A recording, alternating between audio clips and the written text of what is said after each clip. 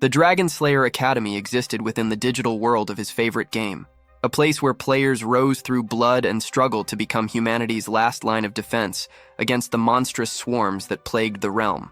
Within this game, victory meant progress.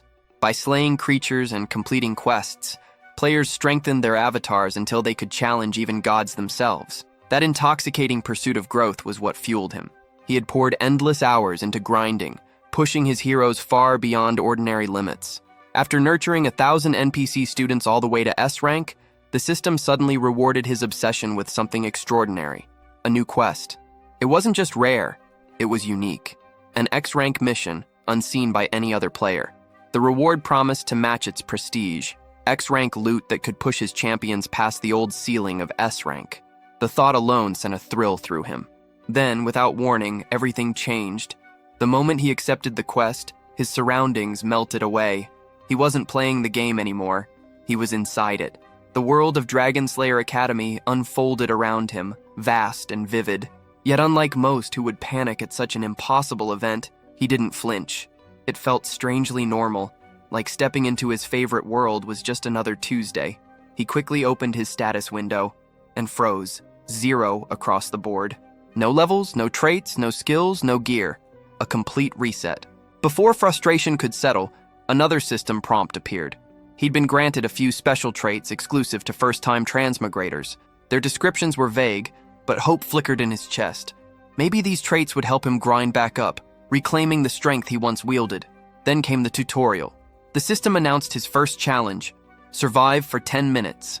If successful, he'd receive the Dragon Slayer Academy new student kit. The objective sounded laughably easy. Low-level mobs? He'd handled thousands before. All he needed to do was keep his distance and wait out the timer. But the world had other plans. A deep, guttural roar shattered the calm. The ground quaked under pounding footsteps, far too heavy for beginner monsters. He looked up, and disbelief hit him like a brick. 2 dragons were clashing in the sky above, each unleashing waves of destructive power. Panic surged. He sprinted through the forest, branches whipping at his face as the ground exploded behind him. A single thought echoed in his mind. This was supposed to be a tutorial. 2 S-rank bosses at the very start made no sense. Then again, this was an X difficulty quest. Maybe this was the price of exclusivity. In the distance, the fire dragon began charging a devastating spell. The air shimmered, and the temperature spiked. If he stayed put, he'd be vaporized within seconds. Desperation took over, and his thoughts jumped back to those mysterious traits. One of them stood out: Copy. He activated it. As its name implied, the skill allowed him to duplicate another being's abilities temporarily. It was his only chance to survive the inferno that was about to swallow the world. To successfully copy a skill, proximity was essential. The system required the user to observe the ability closely, and, more importantly, to identify the target's name and rank before duplication could occur. For an average player, that would be a nightmare. But for someone who once dominated the leaderboards, such prerequisites were nothing more than routine. Without wasting a second, he locked onto his target, the fire dragon, and replicated one of its traits: elemental resistance. A faint shimmer enveloped his body, forming an invisible barrier just as the flames surged forward. The searing heat licked at his skin, but the copied resistance kept him from being reduced to ash. Unfortunately, copying a skill would have to wait. His mana flow was empty, his veins dry of any energy that could sustain an ability. Then, a sudden shift in the air sent shivers through him. The wind reversed, violently dragging dust and debris toward the fire dragon's maw. The beast was preparing to unleash a full-force breath attack. Across the sky, its rival, the lightning dragon, began to charge its own, sparks crawling across its massive wings. Panic set in. He bolted, sprinting through the scorched forest as the ground trembled beneath his feet. Even with his newfound resistance, a direct hit from a dragon's breath would turn him into a stain on the dirt. These attacks were legendary, the signature weapons of apex predators. He didn't look back. The air roared as both dragons unleashed their fury, the collision of fire and lightning splitting the sky apart. The resulting explosion swallowed the forest in a blinding storm of energy. By the time the shockwave reached him, the system chimed in. The 10-minute tutorial had ended. Against all odds, he'd survived. The system rewarded his survival with the standard Dragon Slayer Academy starter kit, a uniform, a student ID, and a train ticket for the next phase. Tutorial 2. Board the train bound for Dragon Slayer Academy. Moments later, the scene shifted. The train platform buzzed with chaos. The sheer number of new recruits made it impossible to find a free seat once aboard. Every cabin was packed. In one corner, a young man carrying a katana politely asked a passenger to make space. His request was met with absolute silence. The girl occupying the seat was fast asleep, unbothered by the noise around her. That's when the new arrival, Kim Ho, stepped into the same cabin, scanning for an empty spot. He noticed the situation and, with casual confidence, asked the same girl for a seat. To everyone's surprise, she stirred from her nap and agreed without hesitation. Settling down beside her, Kim Ho thanked her and introduced himself. She responded in kind, her calm voice identifying her as Seo Ye-in. Meanwhile, the katana-wielding student stood frozen, crushed by the sheer unfairness of fate. He had asked first and been ignored, yet Kim Ho succeeded effortlessly. With a heavy sigh, he announced his name, Go Hyun Woo, though no one had asked. Seo Ye-in gave him the same response as before, silence. Still, he awkwardly joined the group, quietly grateful that at least he'd managed to sit. Kim Ho demanded an explanation from Hyun Woo about why he showed up late for the train. The katana-carrying guy answered with a tale of distraction. He'd come across 2 dragons on his way, an awe-striking sight that nearly made him forget what he was even doing. Kim had seen those beasts too, but unlike Hyun Woo, the memory didn't sit well with him. His encounter had been far from majestic, more like something to shove deep down and not dig back up. Soon, the train jerked forward and started rolling. This destination, Dragon Slayer Academy, wasn't new terrain for Kim. Every time he raised a new hero, this was where he ended up. He'd memorized the place like muscle memory. That familiarity killed any excitement about the trip.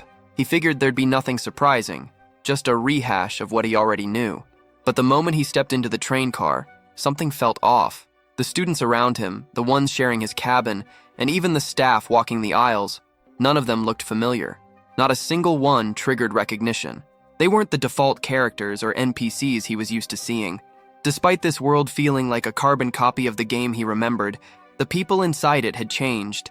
And that could only mean one thing. Events and quests had shifted too. That uncertainty set off alarms in his head. He decided to stay sharp, eyes peeled for anything that didn't line up. Right now, one particular thing was gnawing at him. The way the girl beside him kept staring, eyes empty, like she was trying to solve a puzzle that didn't make sense. Her name was Ye Yoon. She had a unique ability. Those eyes of hers weren't just for show. They broke down the world into readable data, stats she could analyze and use. One glance at the katana guy across from her gave her everything. Plain stats, average traits, nothing special. But when she turned those same eyes on Kim, they failed her. His stats were unreadable. A void, like staring into a locked file with no key. That's why she kept looking at him like that, brows tight, completely stumped. Her manager once told her to act friendly with people who caught her interest, build rapport, get close. So she took that advice and popped open her suitcase. Inside were some essentials for the trip, and snacks. Trying to play the role of the friendly seatmate, she offered him a cookie. Kim was thrown off by the move. It came out of nowhere. Still, rejecting it outright would have been rude, so he took it. To break the awkward silence, he asked if she baked them herself. She said yes. That explained the mediocre taste. He then shifted his attention to Hyun Woo and pointed out the strange longsword lying next to him. The katana guy lit up with pride. That blade, according to him, was no ordinary weapon. It was a sacred relic passed down in his martial sect. The reason it was still wrapped? He hadn't earned the right to unseal it yet. Until then, it stayed hidden beneath cloth and tradition. Until the day came when he earned the right to wield the katana, he'd stick to using a basic iron sword as a placeholder. That was the plan.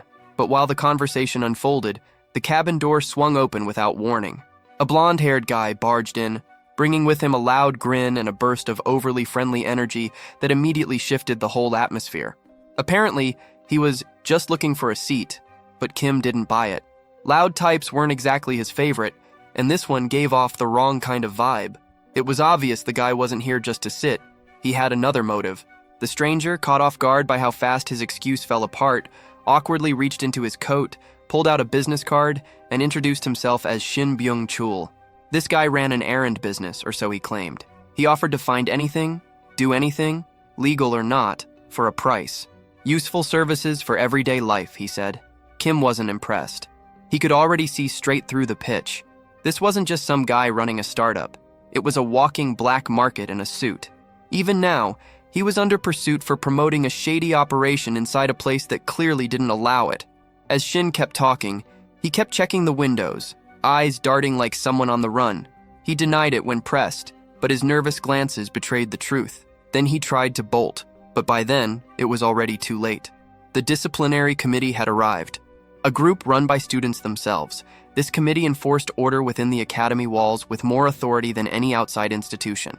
No patience, no warnings. They showed up and immediately demanded he hand over every unauthorized item he had. Shin tried to argue back, pointing out how minor his crime was, like they were dragging him off for high treason over selling snacks and odd jobs. But they weren't listening.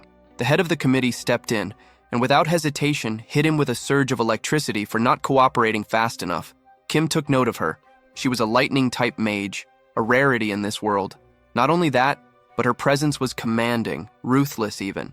And it just so happened that Kim still had an empty slot in his copy skill list. Perfect timing. That bland cookie he'd been given, it was about to serve a better purpose. Without hesitation, he dropped it to the floor, ready to turn the situation to his advantage. Meanwhile, the committee leader had no plans of easing up. With Shin still resisting, her patience ran out. She summoned another bolt, this one shaped like a hummingbird, aimed right at the man's body, ready to end the discussion once and for all.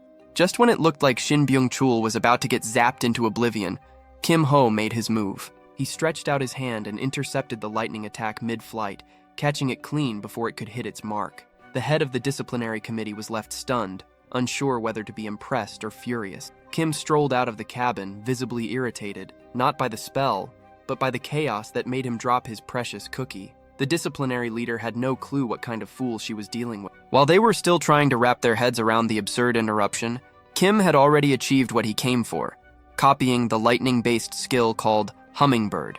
Mission accomplished.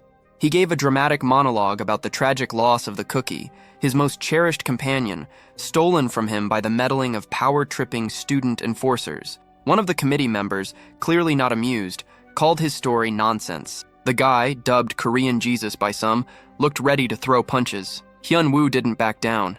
His hand went to his sword, silently signaling that if things were going to escalate, he wouldn't hesitate to swing. Tension thickened.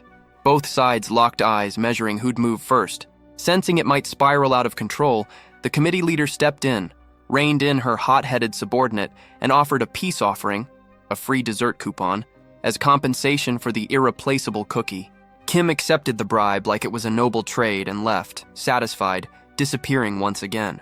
Truth is, he couldn't care less about saving Shin Byung-chul. He just wanted the lightning skill, and now he had it. Both a skill slot and a trait slot filled. Clean sweep. Soon after, the committee president retrieved the stolen item Byung-chul had with him. Turned out, it wasn't contraband or a weapon, it was a damn wig. Something he'd snatched from a station attendant as part of a paid prank job. The guy was a money hound and clearly accepted any commission, no matter how dumb. Even Kim had to admit this mess was entirely on Shin. As he walked away, the girl from earlier warned Kim to steer clear of Byung-chul and his scams if he didn't want trouble down the road. But Kim wasn't the type to follow warnings. He figured he'd handle things his own way. Meanwhile, Korean Jesus, still steaming, vowed to remember Kim's face. Not far away, Hyun-woo dug into the committee's background. From Byung-chul, he learned that this wasn't just any group. They were the best of the elite.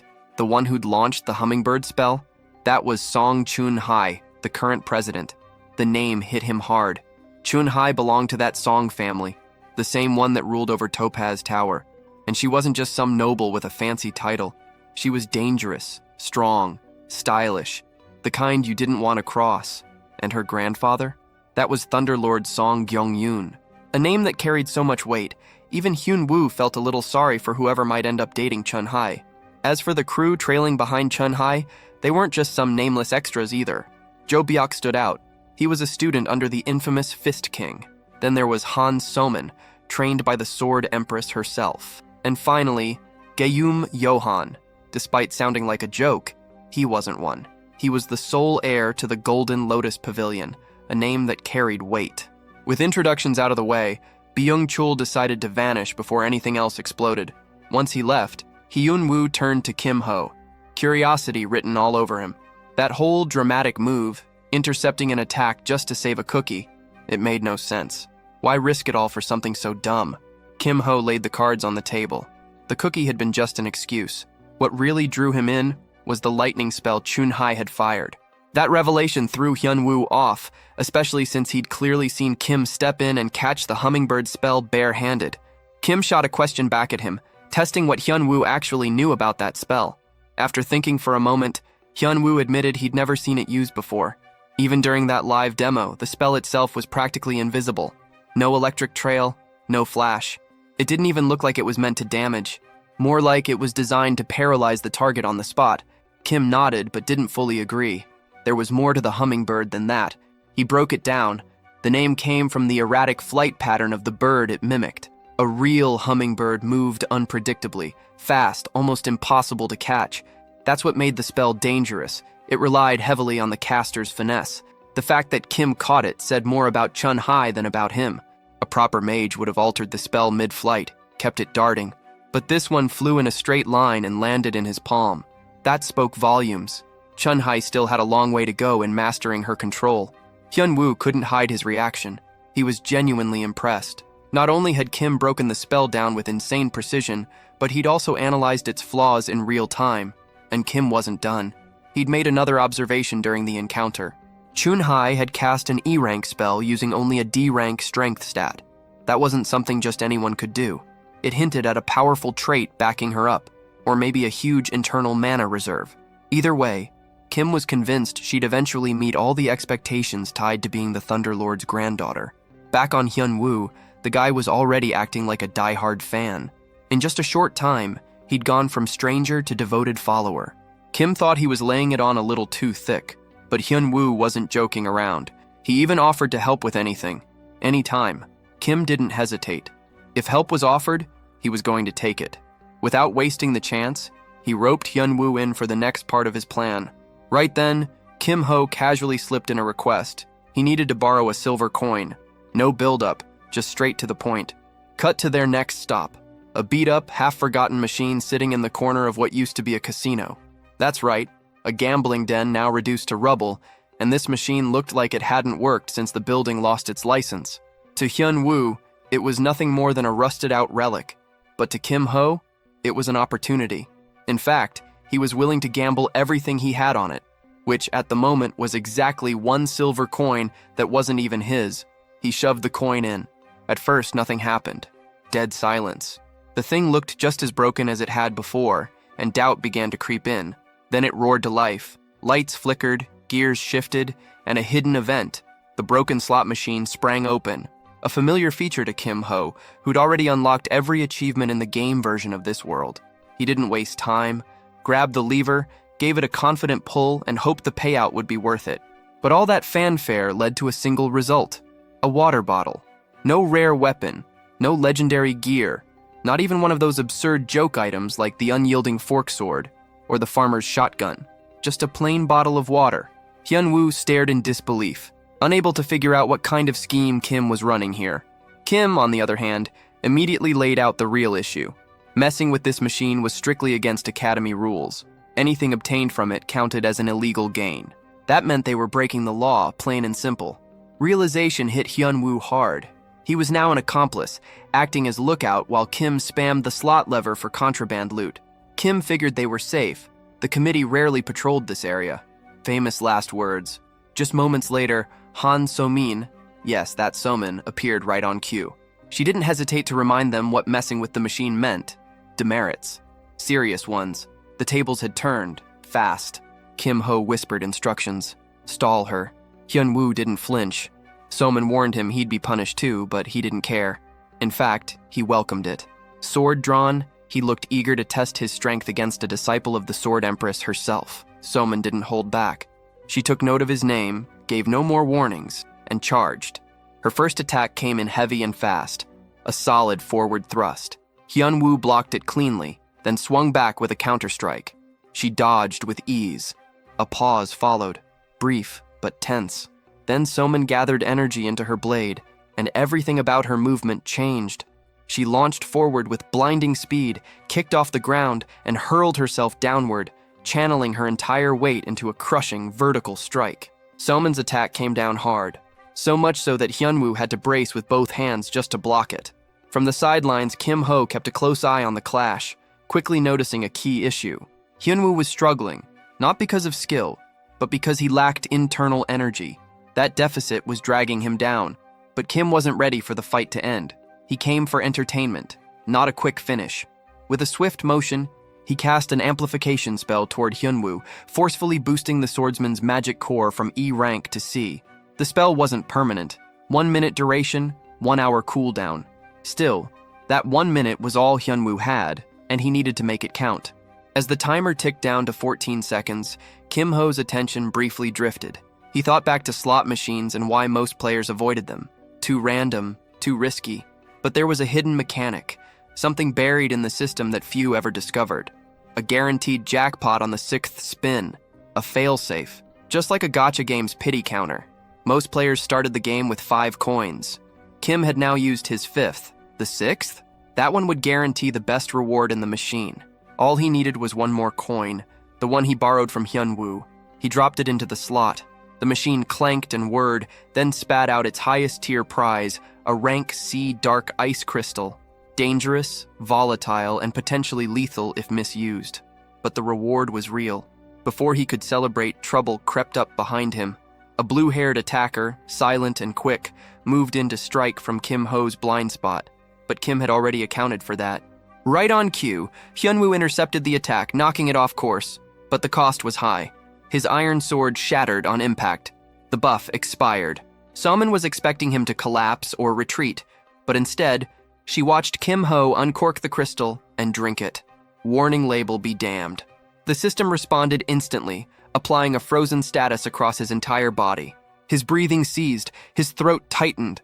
He looked like he was choking to death, like a real-time reenactment of Joffrey's infamous demise. But the freezing effect glitched, toggling on and off in a constant loop. He wasn't dying. And then, as if nothing had happened, Kim Ho stood up, calm, steady, untouched. Both Soman and Hyunwoo stood frozen for real, completely stunned by what they'd just witnessed. Right after the chaos settled, Hyunwoo turned to Kim Ho, asking what exactly he'd just consumed. Kim, without hesitation, claimed it was a mana-replenishing elixir. Simple, clean, totally misleading. But let's rewind to the truth behind that 6th spin. That final roll of the slot machine dropped the dark ice crystal, one of the most dangerous items a beginner could ever stumble upon. Just a shard smaller than a fingernail was enough to turn a person into a frozen statue. Instant death, no delay. Think of it as Medusa's petrification, but willingly ingested. It wasn't just risky, it was straight up suicidal. Except, for Kim Ho, it wasn't. He was the exception, thanks to his S-rank elemental resistance, the same broken trait he earned from slaying an S-rank dragon during his tutorial. That resistance put his body in a loop, constantly applying and nullifying the frozen status. The result? Complete immunity. Not only that, the dangerous energy packed into the crystal was now his to use freely, without any of the drawbacks. As for how he got away with it in front of the disciplinary committee, he pulled out the manipulator playbook, full gaslight mode, smooth explanations, half-truths, enough technical jargon to throw them off. It worked. Hyunwoo, meanwhile, felt content. Helping Kim out gave him a chance to duel Soman, a rare opportunity for any swordsman. And Kim made sure to thank him, because without that borrowed coin, the jackpot wouldn't have happened. Still curious, Hyunwoo asked about that amplification spell Kim had used during the fight, but Kim turned him down. The spell wasn't something he could spam. It had cooldown restrictions, and even Hyunwoo had to admit, anything that powerful needed a limit. While the two discussed magic and close calls, Yane, their sleepy-eyed companion, was barely keeping up with the conversation. She'd been dozing off for most of the trip. Their train started to slow, approaching the final stop, Dungeon Island. This place had a history drenched in blood. Once a lawless zone ruled by criminals and violence, it became legendary thanks to one man, the original Dragon Slayer. He wiped out every criminal on the island, conquered the endless dungeons single-handedly, and laid the foundations of a new city built on top of the chaos. From that city rose the Dragon Slayer Academy, a sanctuary for building elite warriors. The train pulled in. As they stepped off, Hyunwoo was struck by the atmosphere. The academy grounds were overflowing with students. Every background, every walk of life, all gathered in one place. Before they could take it all in, they ran straight into Chun Hai. The committee leader hadn't forgotten. She wanted Kim Ho back in her office, immediately. The scene cut to the committee's interrogation chamber, a grim room known across campus for changing lives, and not in a good way. Anyone who entered that space rarely came out the same. That reputation wasn't exaggerated. The questioning started with a full-body scan. The goal was clear: confirm the effects of the dark ice crystal Kim Ho had swallowed earlier, but nothing registered. The frozen status was gone, wiped clean, no trace. That alone raised eyebrows. The committee began to question whether the forbidden item had even been real in the first place. Sehun, the cold-blooded head of the interrogation department, made his stance obvious. If Kim Ho stepped out of line again, there wouldn't be a second warning. No one had been harmed this time, but the next visit would come with consequences. With that, the session wrapped up, much to Chunhye's frustration. She clearly wanted more out of it. Everything about the incident reeked of suspicion. The kid had gone out of his way to activate the slot machine, a rule-breaking move on its own. Then he consumed a lethal item right in front of the council and somehow came out untouched. It didn't make sense. To Chun Hai, one explanation stood out. Kim Ho had to be hiding an illegal skill. She suggested using the magnifying glass, a specialized tool that could identify hidden traits and abilities. Sehun agreed, but added a warning. That method came with risk. If nothing turned up, they'd look like fools. You didn't use the magnifying glass unless you were absolutely sure. Realizing she'd overstepped, Chun Hai backed off and apologized. Sehun reminded her to stay sharp but patient and told her to hurry if she still wanted to catch the entrance ceremony. It was already starting. Elsewhere, Kim Ho rejoined the new students, blending back into the crowd like nothing had happened. That little detour? It had just completed his third tutorial. Showing up to the ceremony on time earned him a batch of silver coins and a weapon selection ticket. Rank E gear, sure, but it beat being empty-handed. And just like that, his investment, the silver he lost earlier, was now balanced out. The entrance ceremony itself kicked off shortly after. But if anyone expected inspiration, they'd be disappointed. The speaker? A washed-up-looking man who carried himself like he'd rather be anywhere else. The guy looked like someone hired to pretend to care. But don't be fooled. Behind that tired face was a legend. This man had once led the main Dragon Slayer squad, and by academy rule, the principal was always chosen from the ranks of retired frontline heroes. Back in his prime, he wielded a blade that could cut through mountains and stood at the top of the food chain. Now? He looked like someone still recovering from emotional damage. Rumor had it, he'd been rejected, again, by the same saintess who'd curved him years ago. No wonder the guy looked like he'd been living in the friend zone for a decade. Still, he stood tall and opened the ceremony. He welcomed the incoming students and reminded them of the Academy's core purpose, to raise a new generation of warriors strong enough to slay dragons and carry on the legacy of heroes. The Academy's first hero made sure to hammer in the word slaying. His entire speech centered around driving that point home. Every student was supposed to understand what it meant to become a dragon killer. Kim Ho understood the message, but the delivery was torture. What should have been a short welcome turned into an endless monologue. Half the crowd looked like they were on the edge of passing out. Eventually, the speech reached its end. Only Hyunwoo looked thrilled, glowing like someone who just had a life-changing moment. Everyone else, including Kim Ho, looked dead inside. Apparently, the swordsman had built a natural resistance to long-winded speeches after years of training under a master who loved to rant. The second phase of the ceremony started. The staff announced the new list of restricted items. Anyone caught holding one would face punishment. Then came the big announcement. All new students would face a trial in a dungeon's first floor, the safest zone. It was a way to test them early, without major risk. Instructor Four Eyes stressed the importance of safety and obeying the rules. With that, the ceremony finally ended. No one could believe it was actually over. It felt like surviving a mental dungeon. Right after, Byung-chul appeared again, casually inviting the trio out for food.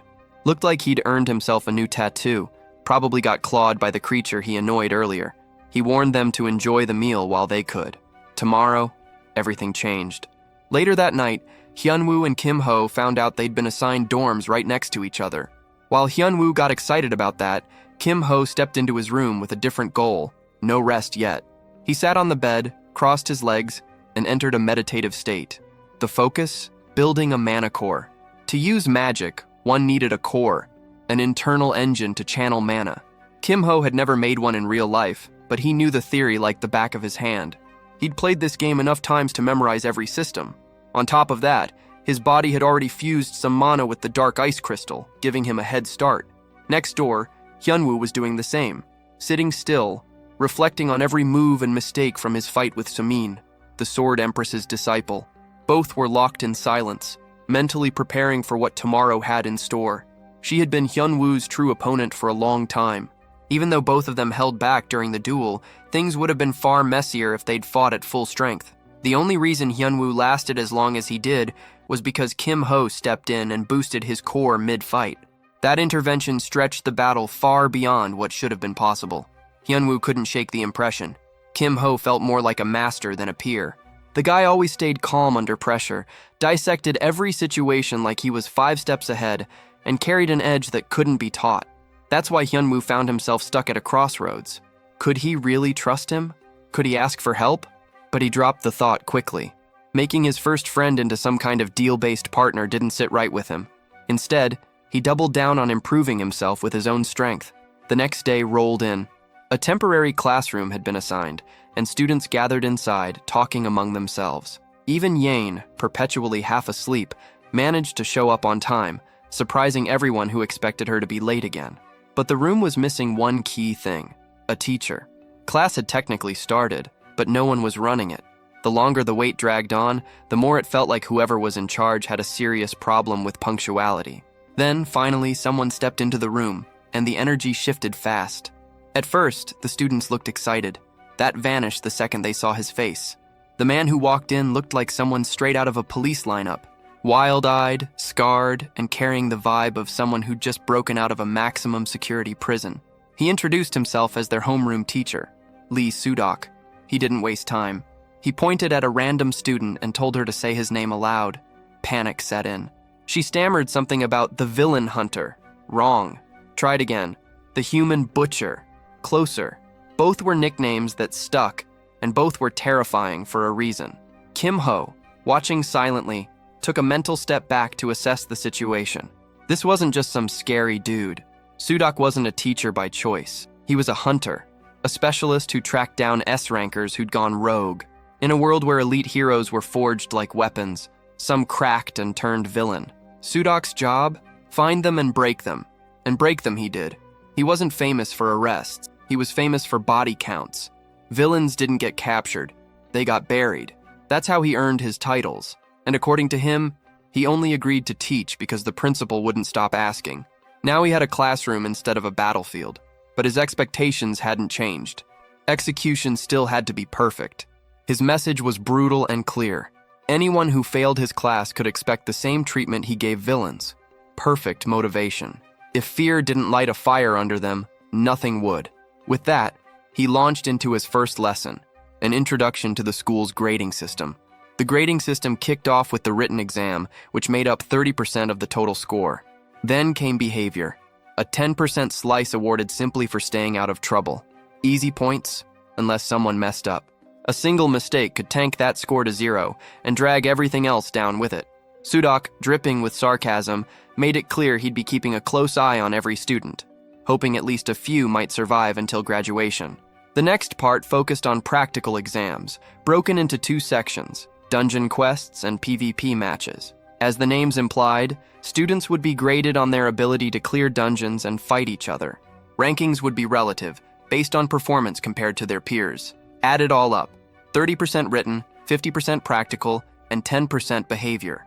A clean 100-point evaluation system. With grading explained, Sudok didn't bother wasting time. He led the group straight to the arena. Multiple fights were already in progress. This was what Byung-chul had been hyped about the day before.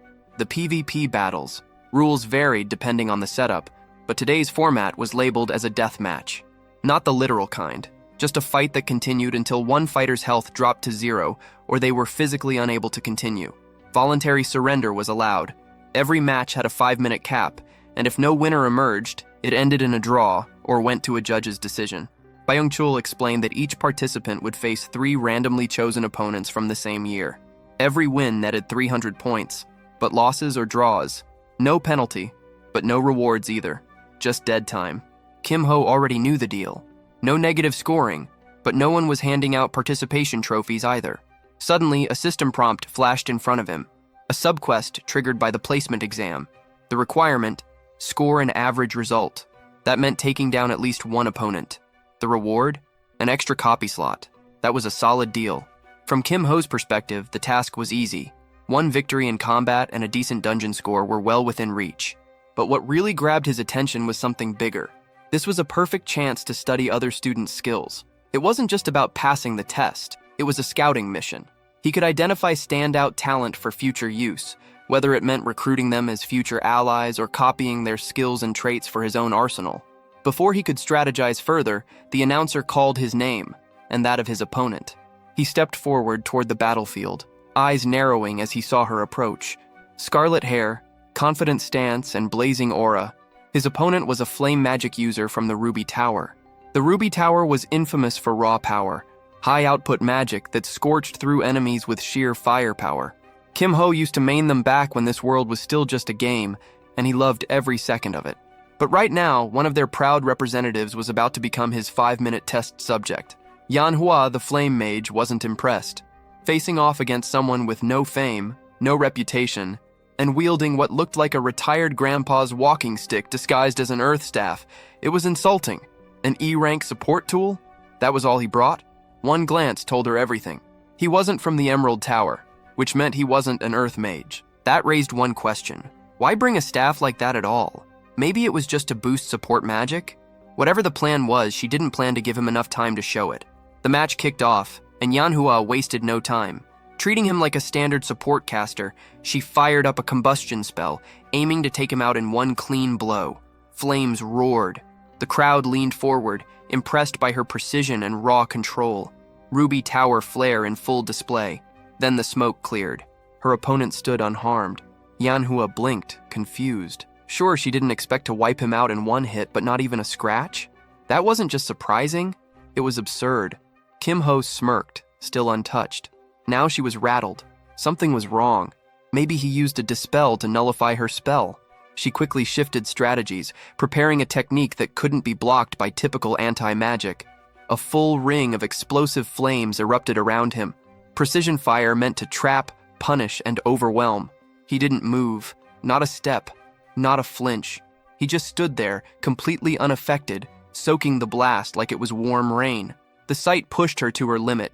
Irritated, she called up a third spell, Fire Pillar, and launched it straight for his head. A towering inferno erupted on impact, drawing another wave of cheers from the audience. She was showing them what Ruby Tower Elite looked like, but once again, the smoke cleared, and Kim Ho stood unscathed. Nothing had landed. Every single spell, ignored. All her confidence, all the pride she poured into her magic, it wasn't landing a single hit. That's when Kim Ho decided to end it. He activated Hummingbird, the lightning technique copied from Chun Hai. Yanhua hadn't expected lightning, especially not from someone posing as a support. She dodged the first strike, but the bird wasn't done. Kim Ho curved its path mid-air, sending it straight into her back, lightning quick, no warning. She dropped to her knees, locked in place, paralyzed by the spell's effect. With the match already decided, Kim Ho proposed calling it. Letting her drag the fight further would only expose more of her abilities to the crowd, a tactical disaster for future rounds. It was advice cloaked in mockery, but it wasn't wrong. Frustrated but realistic, Yanhua admitted defeat. The audience froze in disbelief. The nameless guy with the old man's staff had just crushed a Ruby Tower prodigy. Expectations shattered, like the ending of Game of Thrones, but in reverse. Kim Ho wasn't thrilled about all the attention he'd drawn from his first match. With everyone's eyes locked on him, he planned to keep a lower profile from here on out. But fate clearly didn't care. He got called up for his next battle immediately, no chance to rest. This time, his opponent was none other than Chun Hai, the stylish menace herself, head of the first-year disciplinary committee. Aura sharp, presence louder than thunder, and clearly out for something personal. Kim Ho took one look at her, and just to throw a wrench in her plans, surrendered before the match even began. Sudok, stunned, questioned his withdrawal, but Kim simply claimed he wasn't in fighting condition. He couldn't care less about racking up more points. He'd already secured the win he needed. He forfeited his third match, too, locking in 2 back-to-back losses and lighting a fire under Chun-Hai's nerves. She snapped, calling him weak, gutless, and nothing like her grandfather, who had always preached resolve in battle. Kim remembered the man. Thunder Monarch, a legend. He could see pieces of him in her, no doubt. And sure, in a normal context, her words might have carried weight. But not here. Not for him. He turned his back, walked off without flinching, and handed her the win without lifting a finger. She was furious, forced to accept the outcome with gritted teeth. Before leaving, Kim tossed in one last insult, asking her to send over that dessert coupon she still owed him. That remark hit a nerve so hard, it was a miracle she didn't detonate on the spot. Can't say the same for her next opponent. Yang Ji-hong, stepping into the ring, had no clue what kind of fury he was about to walk into. He expected a proper match. What he got was divine punishment. She incinerated him in under a second. Lightning strikes straight from Zeus himself. His body hit the ground before the audience could even blink. The burns were brutal. Her aura, terrifying. Byung-chul watched from the sidelines and instantly understood. Kim Ho made the smartest move possible by ducking that fight. The man may be reckless, but he wasn't stupid. Chun-Hai, though, wasn't done glaring. She cast a burning stare in Kim Ho's direction, side-eye so intense it could melt armor. Byung-chul noticed. Everyone noticed. Kim Ho?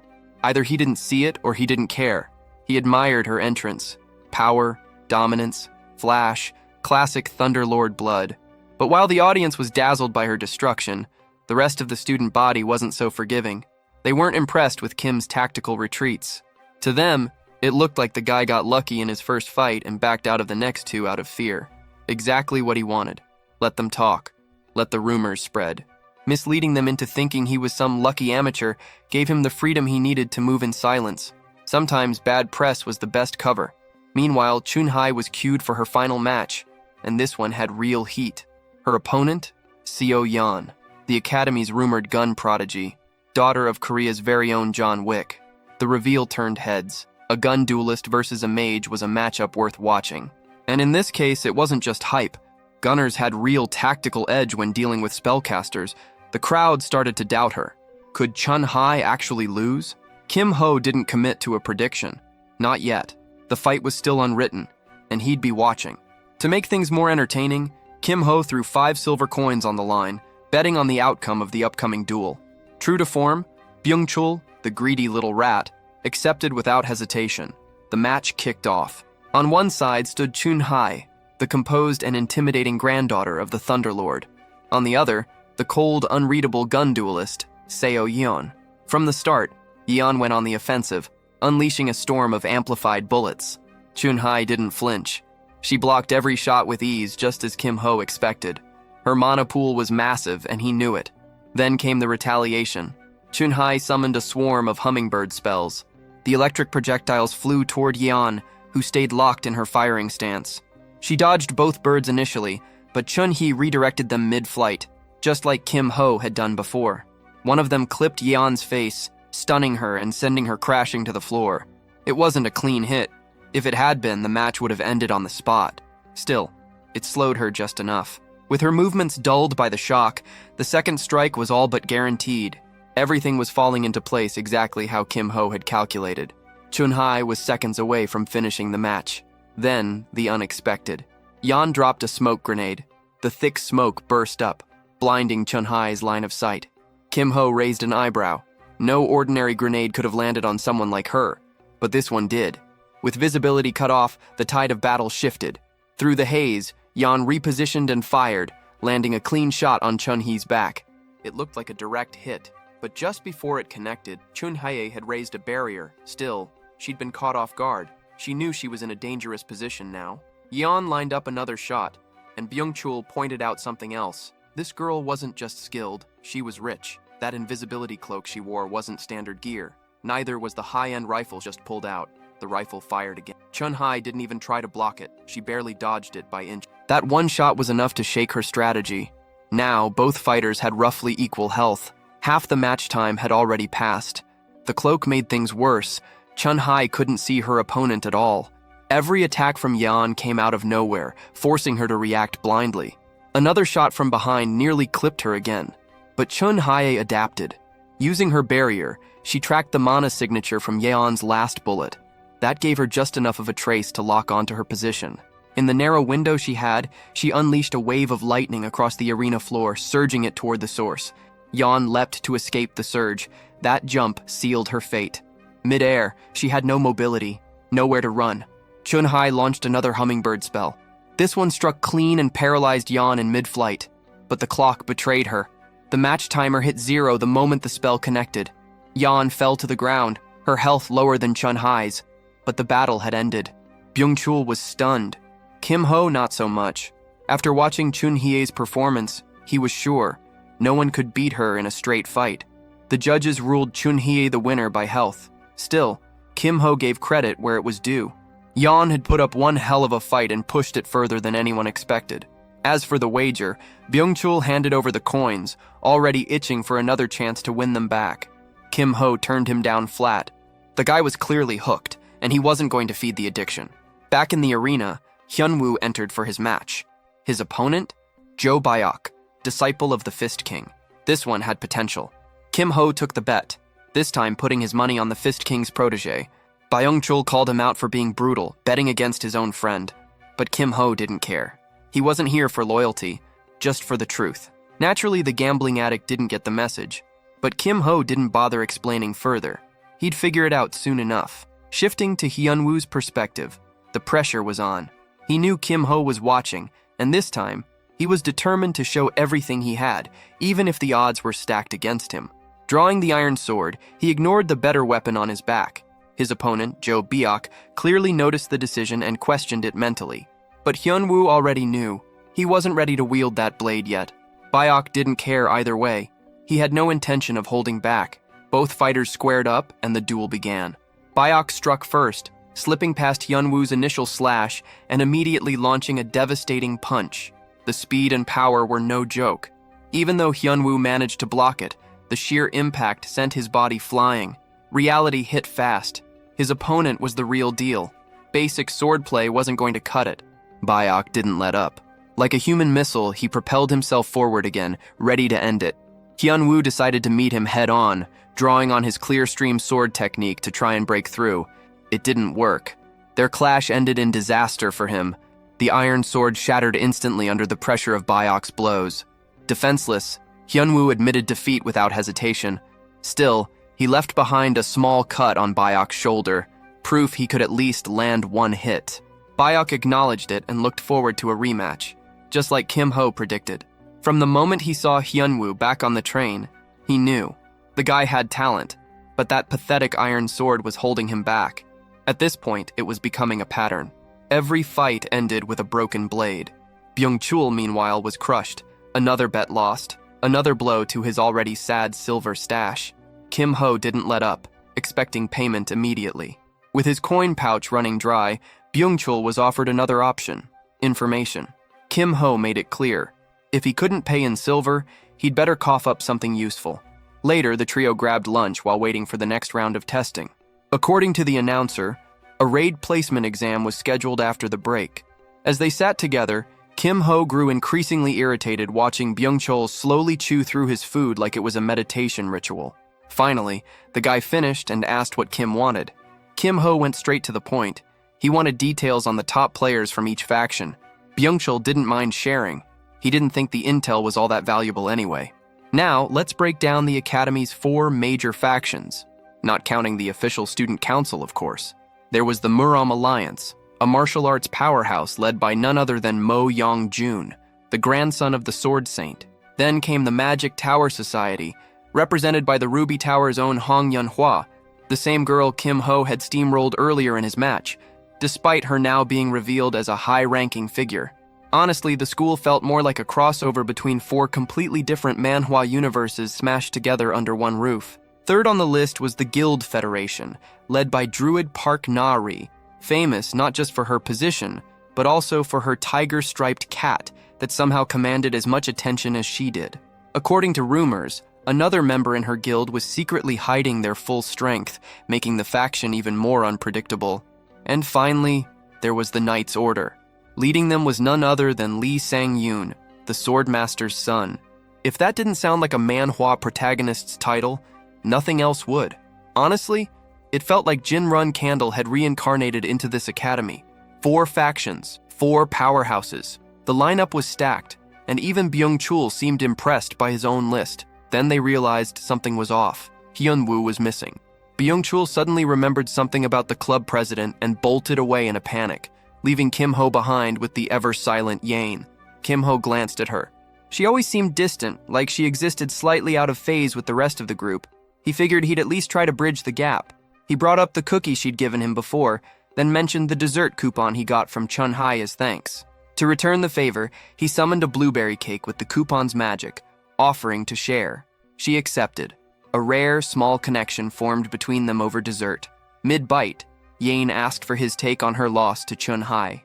Kim-ho didn't hesitate. Normal mana bullets couldn't break through mana barriers. Against someone with Chun-hai's mana pool, standard attacks were pointless. Still, he saw potential. If Yane could amplify her shots, she might flip the outcome in a rematch. But then came the shock. Yane admitted she'd never trained mana before, not once. That threw him completely off. When he asked how she conjured her bullets, her blank look said everything. She had no idea what magic bullet training even was, and that was absurd. For a gunner, learning magic bullet was day one stuff. The fact that she had been holding her own against high-tier opponents without even knowing the basics, that kind of raw, instinctual combat ability made Kim's brain short-circuit. Realizing she was winging it this entire time, he offered a bit of guidance. Once she learned to control her mana and picked up proper technique, everything would click and get a whole lot easier. Before long, the placement exam began. Students gathered in the hall as their teacher stood before a massive portal. The next test, the Mist Forest Dungeon. Their instructor, still the same psycho in a teacher's coat, started laying out the rules. The mode was called High Score. Every monster taken down in 10 minutes counted toward their total. The more monsters they defeated, the higher the score. Simple on paper, brutal in practice. The second rule was called the Fixed Zone, essentially a rank-locked zone where everything, from gear to traits to the core itself, dropped to F rank. It meant no fancy advantages, no overpowered weapons, just raw skill. The homeroom teacher laid it all out bluntly and warned them not to get smart with mana management. After the briefing, he began calling names for the next dungeon batch. Predictably, groans filled the room. Most of the students started whining about the rules' unfairness, which only made the teacher more aware of how unremarkable most of them were. A few like Han Somi and Choi Jong-pi looked decent enough to stand a chance, but the rest? He didn't hold out hope. Kim and Yang were up next. While prepping, Kim casually told her to use a rifle and aim for the head if anyone got too close. Chun-hai, observing nearby, found it odd that someone not even classified as a gunner was handing out combat tips like a veteran tactician. They soon split up, and Kim entered the dungeon alone. It had been a while since he'd set foot in the Mist Forest, so he took it as the perfect test of his current strength. The countdown hit 0. First thing he did was dismantle a goblin who had tried to set up a weak ambush. Rookie move. In this dungeon, monsters could spawn from anywhere, throwing most students off balance. But Kim understood the pattern beneath the chaos. The system had flaws, and those flaws were predictable. Recalling the goblin's position, he guessed it was following the C pattern, one of the recurring spawn formations he'd studied. He followed that logic, drew his short blade, and threw it straight into an ogre's eye, piercing the skull with precision. For a moment, he wondered if he even needed a staff anymore. He smiled as he looted the ogre's weapon, treating it like a free upgrade. From there, he rampaged through the dungeon without hesitation, racking up points fast. When 2 trolls charged him, thinking he was vulnerable, they found out the hard way they were wrong. Kim didn't even flinch. Before exiting, he remembered the dungeon had a replay feature and immediately erased his footage. If the system ever synced monster AI to his own movements, it would create complications he didn't need. Only 3 minutes in, and he already had more than enough points to meet subquest conditions. No point in drawing extra attention. He stepped out early.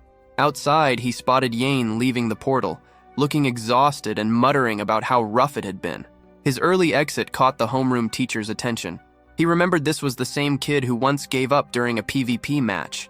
Now he was clocking out before the 10-minute mark again. Internally, the teacher scoffed. A quitter could never become a dragon slayer. But then he checked the rankings, and everything changed. Kim had landed squarely in the mid-high tier bracket, an achievement that shattered expectations. No one had ever climbed that high in such a short span of time. It was enough to shake the teacher's perspective. Maybe this kid wasn't so ordinary after all. From that moment, Kim earned a spot on his watch list. The next group entered the dungeon, Hyunwoo among them. Kim checked the board. Even top-tier names like Lee and Mo Young-jun hovered around Han Somi's level. It made him wonder if Hyunwoo could take the lead. Right then, the scoreboard updated. Hyunwoo was on top, with the highest score of the day. No fluke, no lucky run. Kim congratulated him as soon as he exited, but Hyunwoo brushed off the praise, crediting his success to the reset Kim had given him during their PvP match. Still, not everyone nearby was thrilled to see them celebrating. A few snide remarks floated their way. Hyunwoo started to react, but Kim shut it down with a knowing wink. No need to waste energy on noise. When Kim asked if the test was over, Hyunwoo pointed out that Chunhae's results hadn't appeared yet. Back in the dungeon, she was in trouble.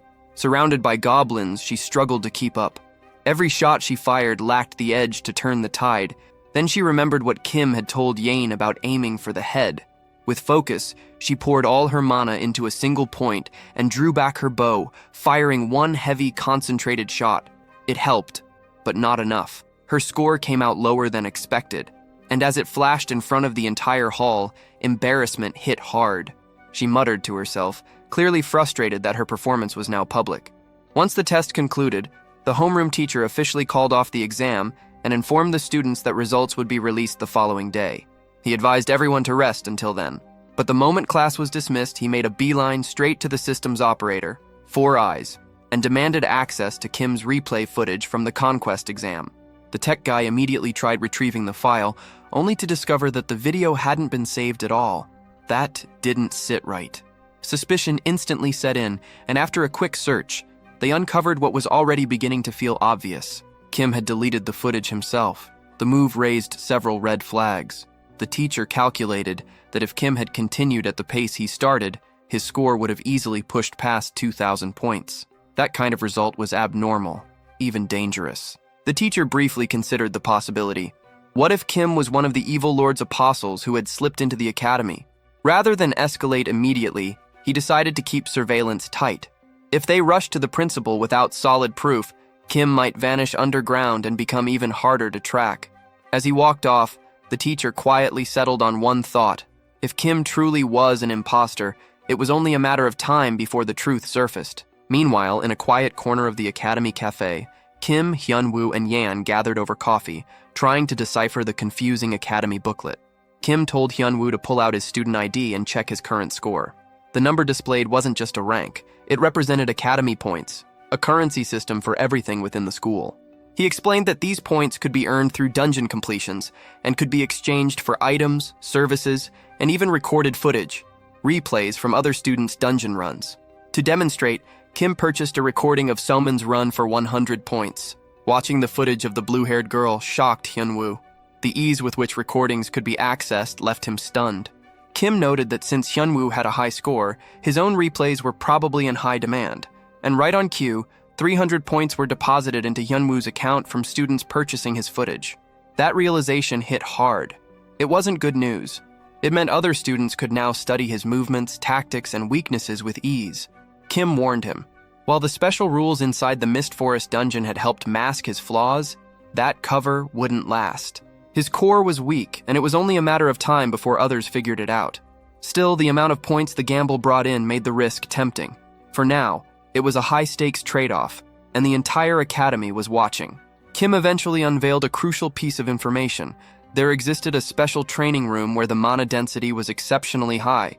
This place allowed for accelerated cultivation and faster growth, a true asset for anyone looking to rise quickly. Hearing this, Hyunwoo practically launched himself out of his seat, stunned that such a facility even existed. But the excitement didn't last long. Kim clarified the catch. The room wasn't freely accessible. Entry came with strict limitations, namely a price tag of 500 points for just 6 hours of use. That price hit hard. Hyunwoo quickly realized that if he visited the room regularly, he'd end up more broke than a beggar on the street. Looking for alternatives, he asked if there was any other way in. Kim, visibly more enthusiastic now, revealed there was a workaround, the season pass, something handed exclusively to top-ranking clubs. But that meant ousting someone like Mo Young-jun from the swordsmanship club, which was laughably unrealistic. Hyunwoo threw in the towel early, but Kim wasn't finished. With that same sly confidence, he offered a trade. He'd get the season pass, for a price. The favor he asked in return? Once Hyunwoo became strong enough, he would have to enter the deep dungeon. Unlike the Mist Forest, this one was deadly. A far more dangerous environment, no safety nets, no leeway. Hyunwoo didn't hesitate. He claimed to have a warrior's spirit and accepted without question.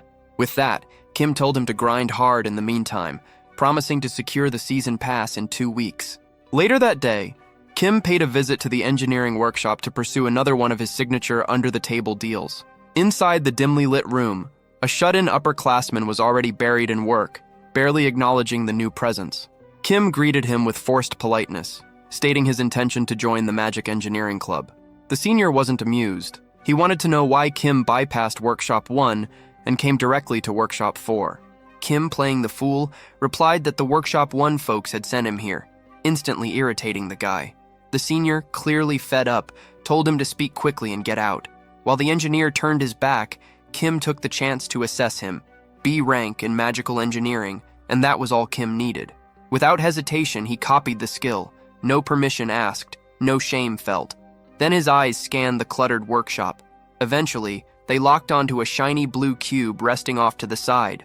A mischievous grin crept across his face. He picked up the cube and casually asked whether it held any value.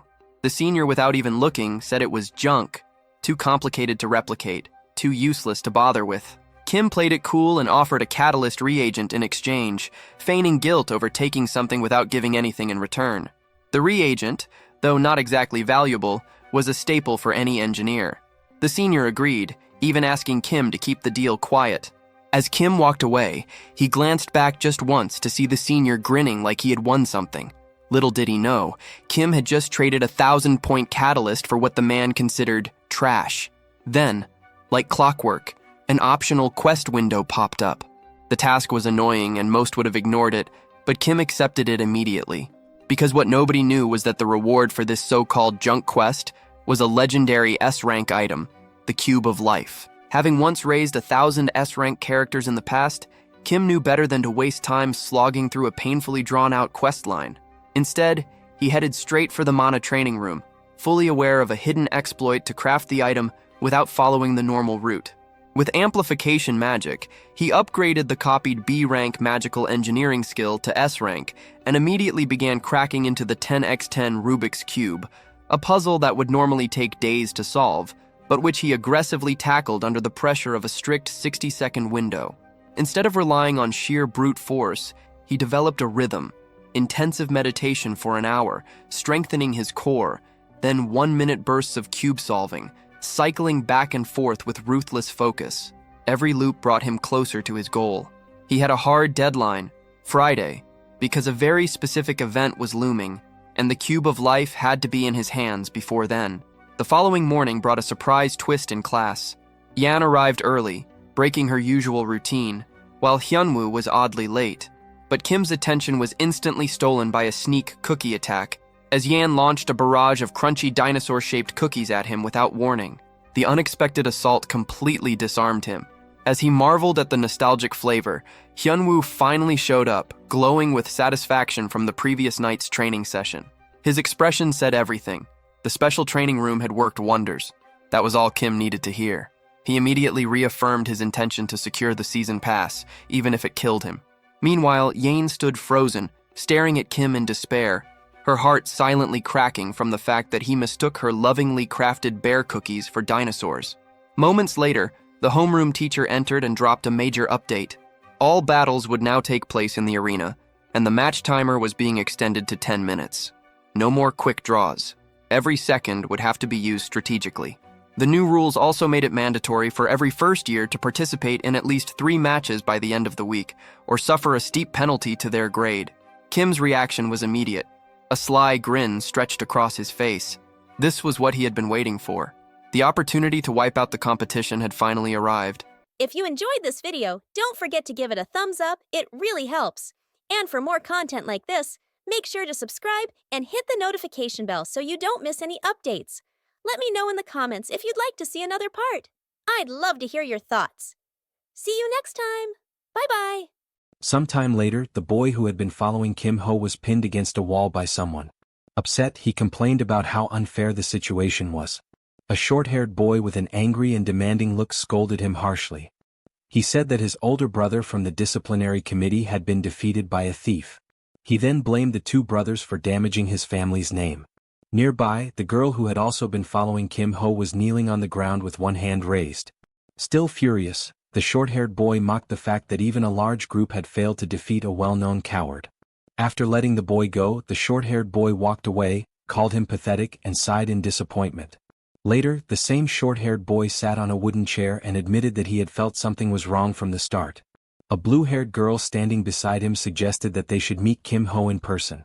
She was Ha Soo-yeon, the leader of the Nature Club and a member of the Guild Alliance. The short-haired boy, Mak Young-hwa, leader of the Emerald Magic Tower, agreed with a calmer expression that they should meet him.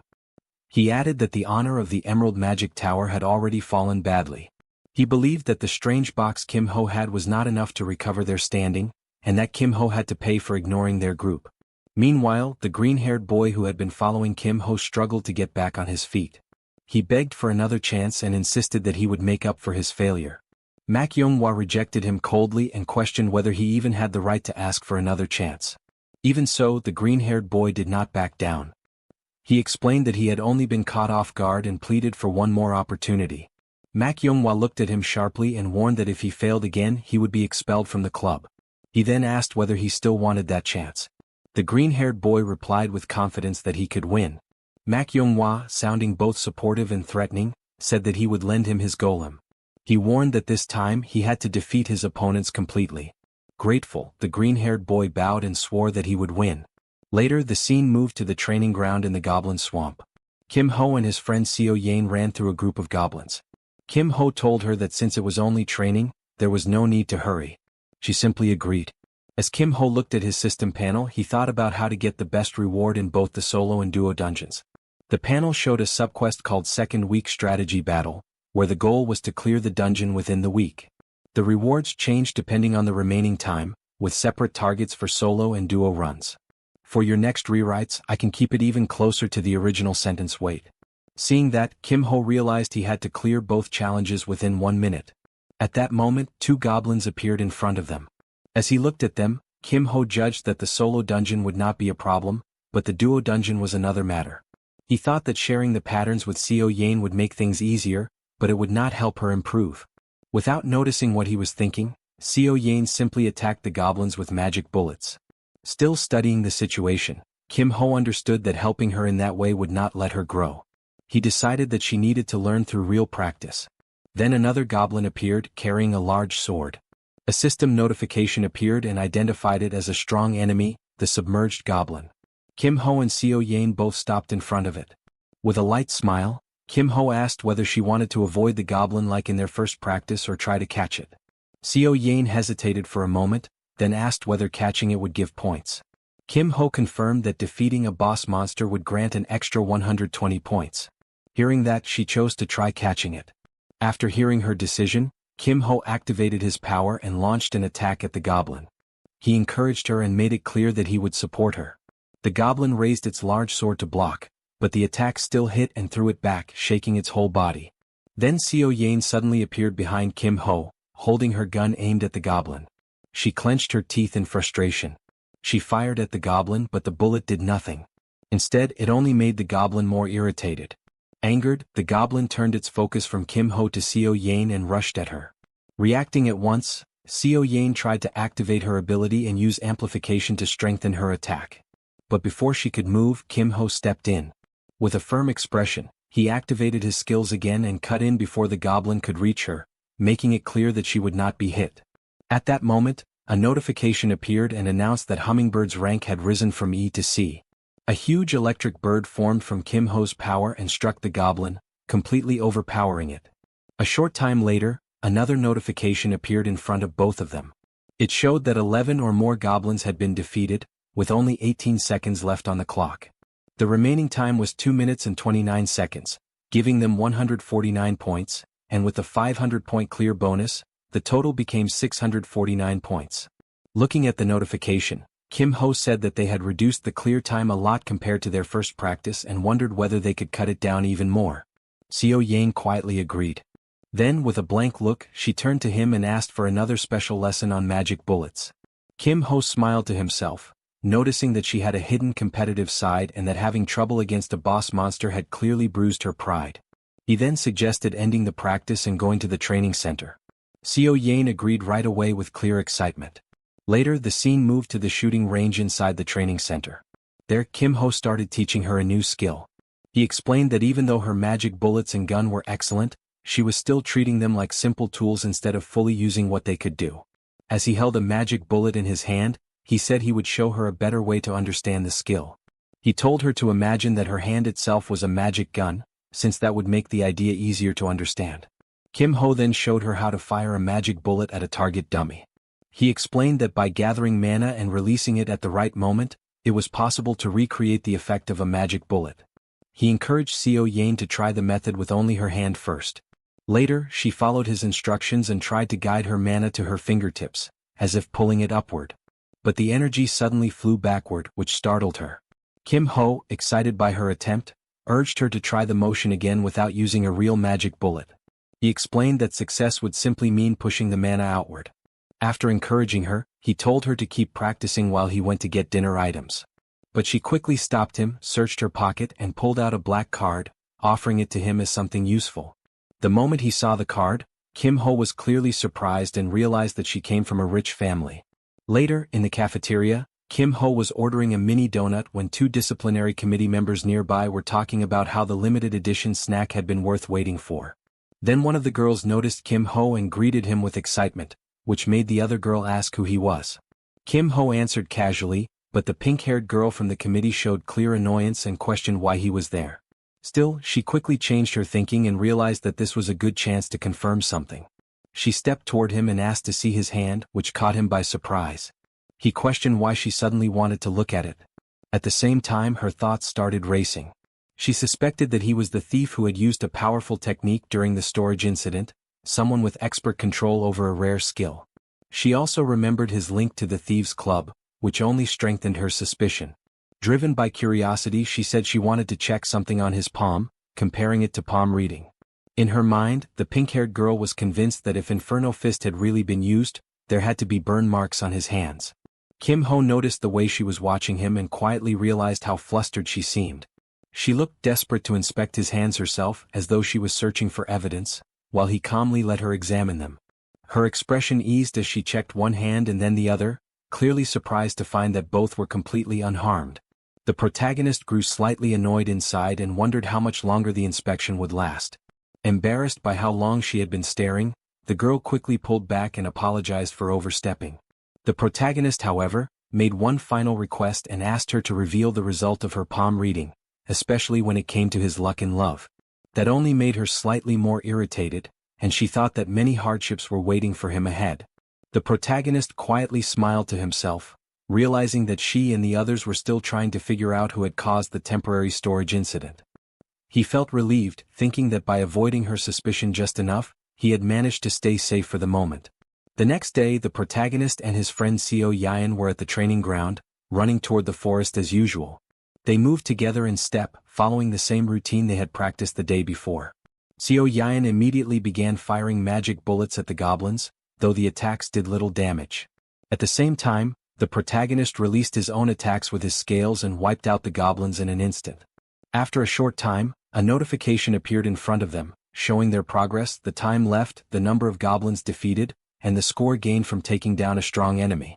The total score reflected both their speed and teamwork, giving clear proof of the results of their training. The protagonist looked at Seo Yang and felt satisfied. The battle had gone perfectly, showing exactly how well they worked together. In his mind, he calmly admitted that the result had come directly from the effort they had put in the day before.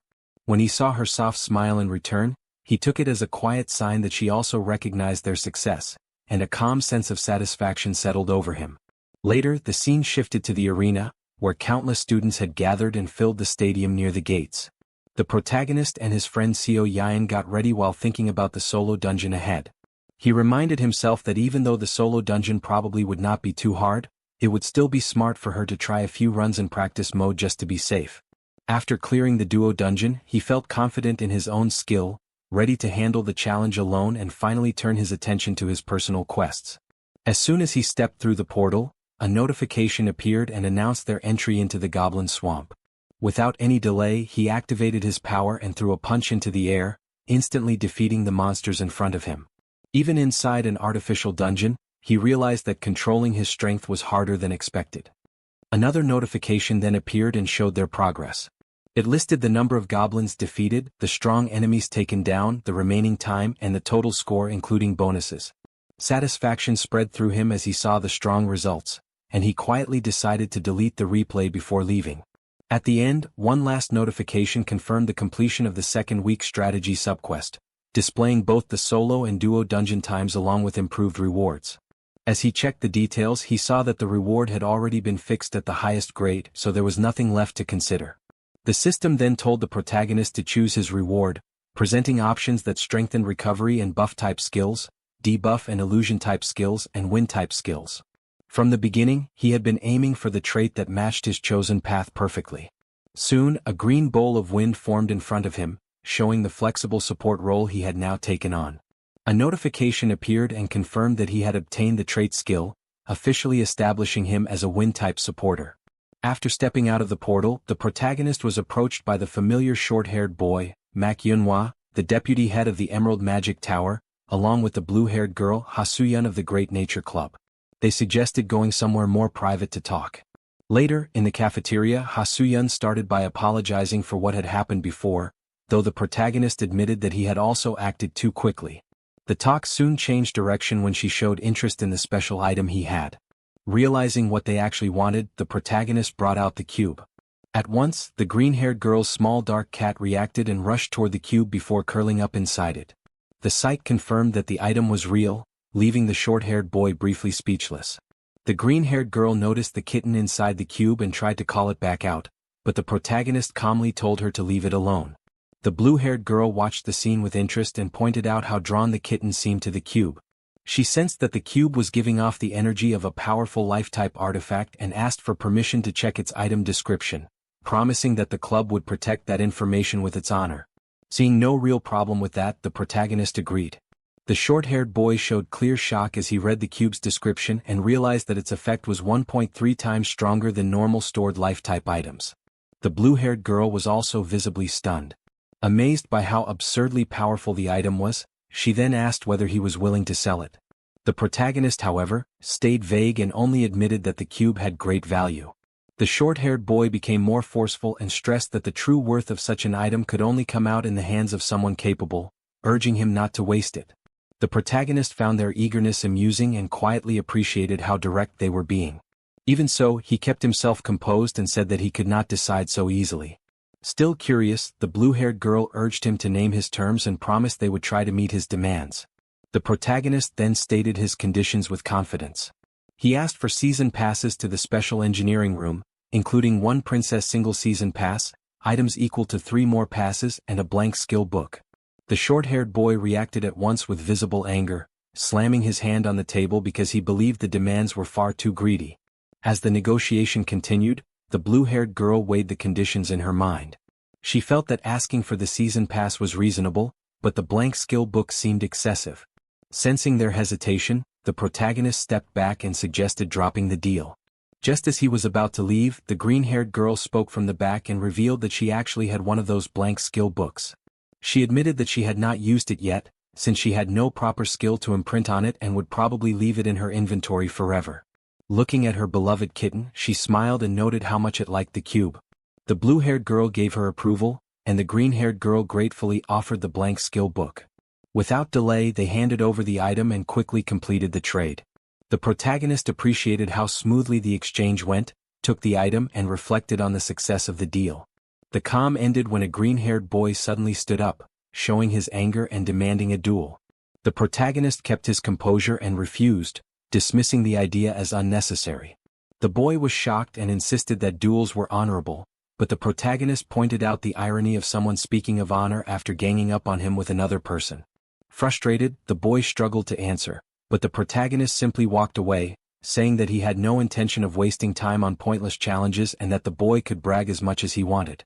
Seeing a chance to push things further, the short-haired boy pulled out a card and announced a prize for the match, showing that the matter was not over. The card turned out to be a production VIP ticket, which immediately raised the stakes. The short-haired boy asked whether the duel was really not worth the protagonist's time, and the protagonist smiled and accepted the challenge. The green-haired boy left the choice of date to him, and the protagonist decided that 2 days later would be good, explaining that he needed that time to master something first. The short-haired boy, confident in his judgment, remarked that it was little time to design and learn a skill, telling the protagonist to do his best. Filled with excitement, the protagonist assured them that they could look forward to the result. 2 days later, the arena was full of spectators. The protagonist's friend sat among the audience, while the leader of the thief club appeared, concerned about the duel. She questioned why the protagonist had accepted, noting that Manhwa was likely full of tricks. Her brother replied that the protagonist must have believed he could win and had a strategy of his own. Even so, a sense of unease remained, leading the thief club leader to watch carefully for any unexpected tactics. Meanwhile, in the arena, the green-haired boy got ready for the duel, putting on his gloves and acknowledging the protagonist's courage for not backing down. The stage was ready, and the tension rose as the duel was about to begin. The protagonist recognized the stakes with a simple thought, noting that a VIP ticket was on the line and that there was no reason to refuse. From the audience, the short-haired boy reminded both sides that the duel would be recorded as a replay and could be viewed by anyone, and both the protagonist and the green-haired boy agreed. The signal to begin was given, telling both duelists to enter the arena. At once, a system notification appeared. The map was set to the Dark Zone. The rule was deathmatch with a 10-minute limit, and the score was shown at 100% for both Kim Ho and Kwak Ji Cheol. In the next instant, they were moved to another location and the battle officially started. The green-haired boy, full of excitement and resolve, reminded himself of the gap in their levels, confident that he would prove himself this time. The protagonist, however, gave no verbal response, focusing only on activating his power. A faint light appeared at his fingertips, catching the green-haired boy by surprise. The sudden attack shocked him, and before he could respond, the protagonist's strike landed and threw him to the ground. As the green-haired boy struggled to get up, the protagonist commented on the dirt floor, noting that it should not be that hard to endure, even though the boy was acting otherwise. Frustrated, the boy gathered rocks with his skill and prepared a new attack called Earth Cluster, then hurled them at the protagonist. With careful precision, the protagonist avoided the rocks and sent one back at the boy, drawing a shocked reaction as he realized the same trick was being used on him again. An explosion followed, and when the dust settled, the green-haired boy was lying on the ground, frustrated and determined not to lose the match. As he forced himself back up, he acknowledged the protagonist's strength and prepared a more serious attack, thinking that the duel had to end with his victory. Then, in a sudden move, he summoned a huge being behind him, a wood golem, a creation filled with the forest's power that gave life to an ancient tree. The golem rose behind him, showing that the next stage of the duel would be far more dangerous and intense. From the audience, the thief club leader watched the duel with growing frustration. Her anger burst out at the sight of the golem, and she shouted in outrage. Her brother tried to calm her down, but that only seemed to make her more irritated. She then turned her glare toward a third-year student watching from afar, furious that he was there and blaming him for letting this happen.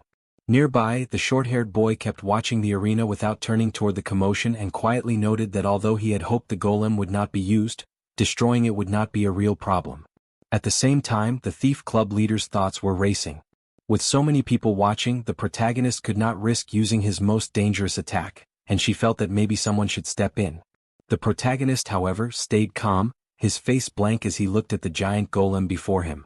His opponent, driven by excitement, expected to pressure him with threats, but the protagonist's thoughts were elsewhere, going back to 2 days earlier in the mana training room. He recalled his silent training sessions and thought about what kind of supporter was the most effective. He understood that the answer changed depending on the situation, which was why supporters existed in many forms, including healers, buffers, and debuffers. But for an all-rounder, he knew there was no better skill than the one he had chosen from the blank spellbook. Back in the present, the green-haired boy, determined to end the duel clearly, sent the golem at the protagonist. Calmly, the protagonist avoided the massive attack and used his skill to climb onto the golem. As he prepared to counter, he reflected on his choice. For someone trying to become a wind-type support, copying this skill from a blank spellbook had been the most efficient and strategic decision. With one precise strike, the protagonist hit the golem and destroyed it at once. At the same time, a notification appeared before him showing the skill he had just used. Wind Force, a skill that infused physical force into wind, strengthened by the blessing of the west wind and further enhanced by Amplify. The scoreboard updated as well, clearly confirming his victory over Kwak Ji Cheol. From the audience, his friend burst into cheers, excited by the display of skill and speed. Watching the strong duel and seeing the golem fall brought great satisfaction and made the win feel even more impressive. Meanwhile, the short-haired boy, frustrated by the result, could not say anything. Soon after, the short-haired boy entered the arena and handed the protagonist the promised VIP production ticket. Accepting it calmly, the protagonist suggested keeping the replay of the duel private, reasoning that the Emerald Magic Tower would probably not want it made public. Members of the club, including the green-haired boy and the short-haired boy, reacted with irritation to the suggestion and asked what he wanted in return. The protagonist calmly replied that he only expected a small favor later. Without even looking at him, the short-haired boy agreed, and the matter was settled. As the two left the arena, the protagonist reflected to himself. Although he had presented the arrangement as generous, his real goal was simply to keep control of the replay and keep it private for his own reasons. The protagonist activated his skill again and watched the faint energy swirl around his hand with a satisfied smile. He thought about the effect of his new ability, Wind Force, and decided that the slower news of it spread, the more useful it would be for his strategy. A short time later, his friend approached and expressed admiration for his recent win. The protagonist responded by showing him the promised VIP pass, which completely caught his friend off guard. A short playful exchange followed, with the protagonist reminding his friend that he had said he would get it within 2 weeks. Before the moment could settle, the leader of the thief club approached, barely able to contain her excitement, and pressed him about the deal he had made with Ma Cheonghua while praising his skill in negotiation. The protagonist answered with an awkward laugh and brushed off the comment until she calmed down. As the conversation became more serious, the protagonist reminded her of the favor he had asked for earlier. The club leader acknowledged it, referring to the Magic Engineering Club, and said that they wanted to meet him soon. Internally, the protagonist realized that the timing was perfect, felt a surge of anticipation and prepared to meet them right away. The scene then shifted to Magic Engineering Workshop No. 1. As soon as he entered, the protagonist could not help admiring the scale of the workshop. The atmosphere was completely different from the fourth workshop where he had obtained the cube. This place gave off a far more polished and impressive feeling. A boy approached him and immediately confirmed his identity. The protagonist recognized him as Bong Jae-suk, a third-year student and the head of the Magic Engineering Club. The boy said that he had already heard the details from Dang Cheong and motioned for the protagonist to follow him to the club room, moving with clear urgency. The protagonist noticed the haste but followed without complaint. Inside the office, the two sat facing each other across the desk. Bong Jae-suk brought up the cube, acknowledged that it technically belonged to the club, but made it clear that he had no interest in pointless conflict. He held out his hand and asked to see the completed cube, stressing that no one else could have made it. The protagonist calmly revealed that he no longer had the cube, leaving Bong Jae-suk briefly stunned. He explained that he had left it in nature's care for safekeeping. That answer frustrated the senior, and he stood up, declaring that the meeting had been a waste of time. Before leaving, the protagonist pulled out some papers, catching Bong Jae-suk off guard. It became clear that he had not come empty-handed, leaving the senior briefly speechless and interested. The boy was instantly shocked when he saw the papers. His eyes widened as he realized that the documents contained the blueprint for the 10 by 10 by 10 cube, and he stared at the sheets while sweating. He pointed out the careful details shown in every design, though he quickly realized that the blueprint was incomplete. Excitement took over, and he demanded to know whether the protagonist had the rest of it. Calmly, the protagonist assured him that the rest had been kept safe. The boy, eager and slightly out of breath, pressed him to state his terms. The protagonist gave only one condition: access to the equipment in Workshop No. 1. The senior thought about it briefly, then agreed to allow him to use it during the day, with exclusive access from midnight until early morning. The protagonist handed over more papers in return and the deal was made. After receiving the remaining sheets, the boy's tone changed, and he asked whether the protagonist had considered joining the Magic Engineering Club. The protagonist let out a soft laugh and politely declined, and the senior accepted that with understanding. He encouraged the protagonist to keep producing blueprints of that level and offered him access to leftover workshop materials if he needed them. With a final nod, he left, leaving the protagonist alone. The protagonist watched him leave with a faint smile, quietly appreciating how direct the exchange had been. In his mind, he thought that the foundation was now in place, marking the real start of his preparations to craft a terminal-grade weapon. At the infirmary, the disciplinary committee was busy with its work. A member wearing glasses leaned toward the short-haired boy and urged him to rethink his decision. The short-haired boy, however, stayed firm and asked why he should. The glasses-wearing member continued, pointing out how few first-years could even stand against a golem, much less a third-year student. The short-haired boy replied that, difficult or not, the incident had damaged Emerald's reputation. The other boy admitted that his own sibling had gone too far, but questioned whether the protagonist had truly acted alone. Frustration showed on the short-haired boy's face. He demanded to know whether the disciplinary committee was interfering in Emerald's matters, and the glasses-wearing member calmly replied that he was only asking for a fair judgment. After a tense silence, the short-haired boy finally asked what exactly they wanted. The other boy answered simply, give the protagonist a chance. He proposed a 2-month trial, during which the protagonist's ranking, specifically Kwak Ji Cheol's, would decide the result. The glasses-wearing boy agreed, saying that 2 months was more than enough. As the short-haired boy walked away, he muttered something sharply and then glanced back, calling out the name Song Chun-hai. Hidden behind a wall, the pink-haired girl from the disciplinary committee had overheard everything. Awkwardly, she stepped out and asked if he had known she was there. The glasses-wearing boy smirked and revealed that he had already noticed her sneaking into the arena stands. He asked about the result of the fight and whether she thought she could defeat the protagonist herself. She admitted that she could not say for sure. He then asked whether she had checked the protagonist's hands. Flustered, she confirmed that she had carefully examined both hands and had found no scratches. The glasses-wearing boy paused and thought to himself that if the protagonist had really used Inferno Fist, there was no way he could have recovered that quickly. Had he judged him wrong? The doubt remained, but he knew there was still more to find out. Then he suddenly remembered the protagonist he had faced, and frustration rose inside him. In his mind, he repeated that arrogant look as if everything was beneath him. It was hard for him to believe that it was not the same person. Turning back to the girl, the glasses-wearing boy apologized and said that he would need her to keep working on this.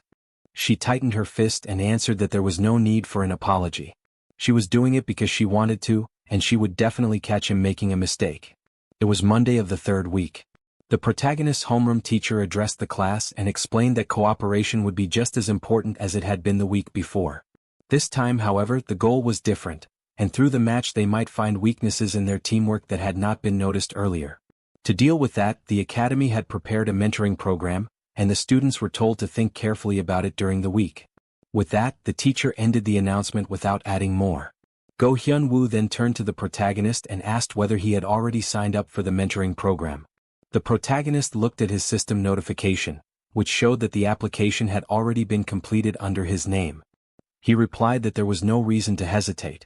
With a serious look, he explained to Go Hyun-woo that participants would be matched with a top-ranked third-year student or a graduate, depending on their tendencies. He added that chances to learn from people like that would be rare. Excited, Go Hyun-woo agreed right away and said that he would sign up too. Looking at his own system notification, he thanked the protagonist in advance.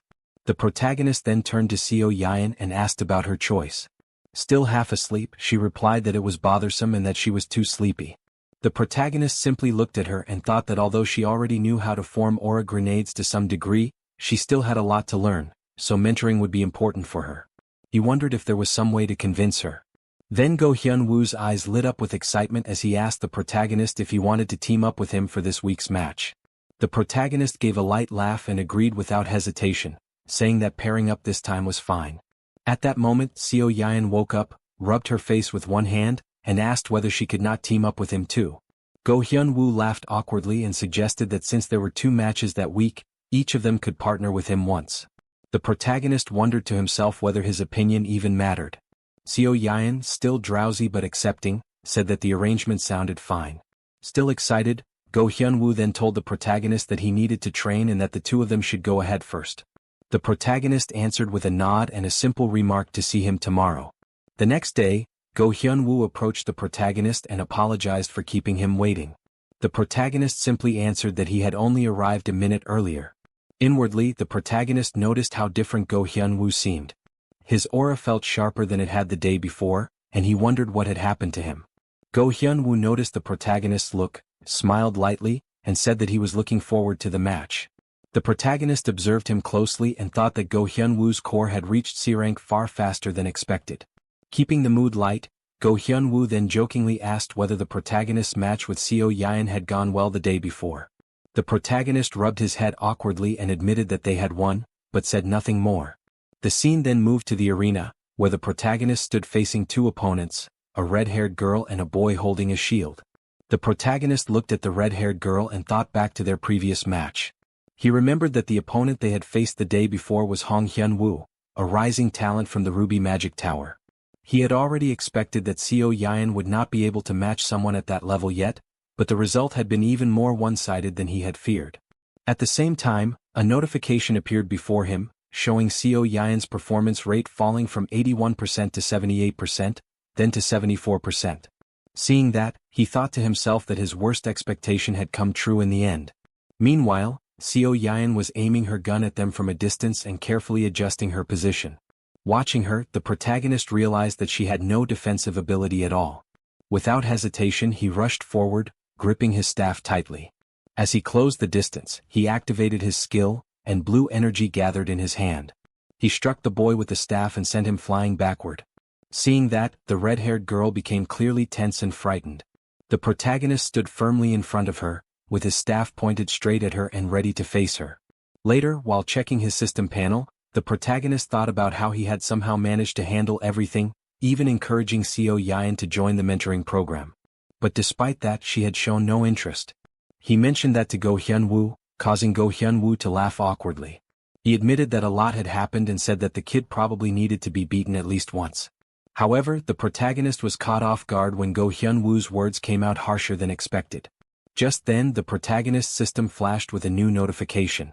A match had been found, and when Go Hyun-woo saw it, his eyes lit up with excitement as he declared that he would show the results of his training. Without warning, both of them were transported to a new place.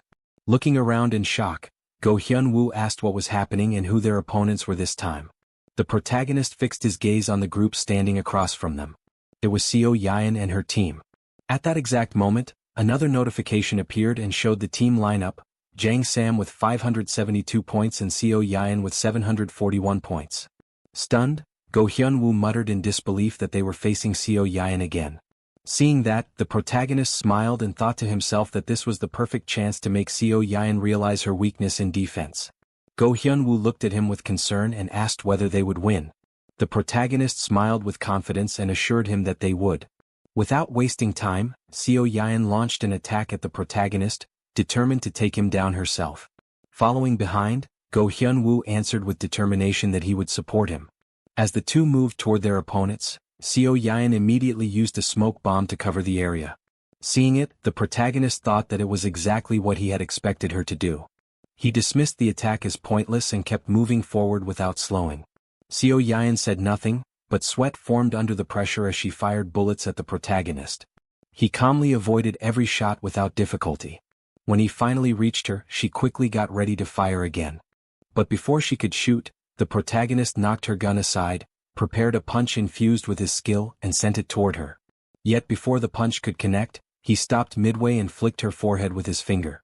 Looking at her, he asked whether they should keep fighting.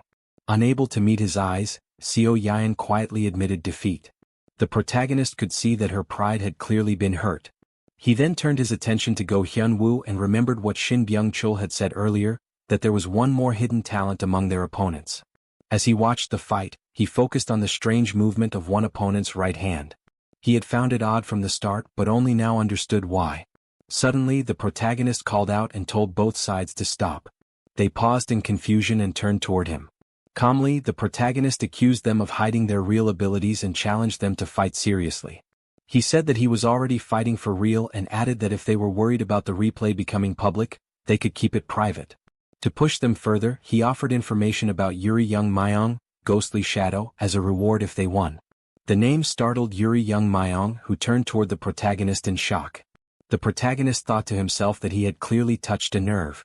Still shaken, Yuri Young Myong said that anyone who cared that much about secrecy would not want to miss that hidden detail. Smiling with confidence, the protagonist answered that he had only promised to share the information if they won and asked how he was supposed to know that. Yuri Young Myong gripped his sword and prepared for another round.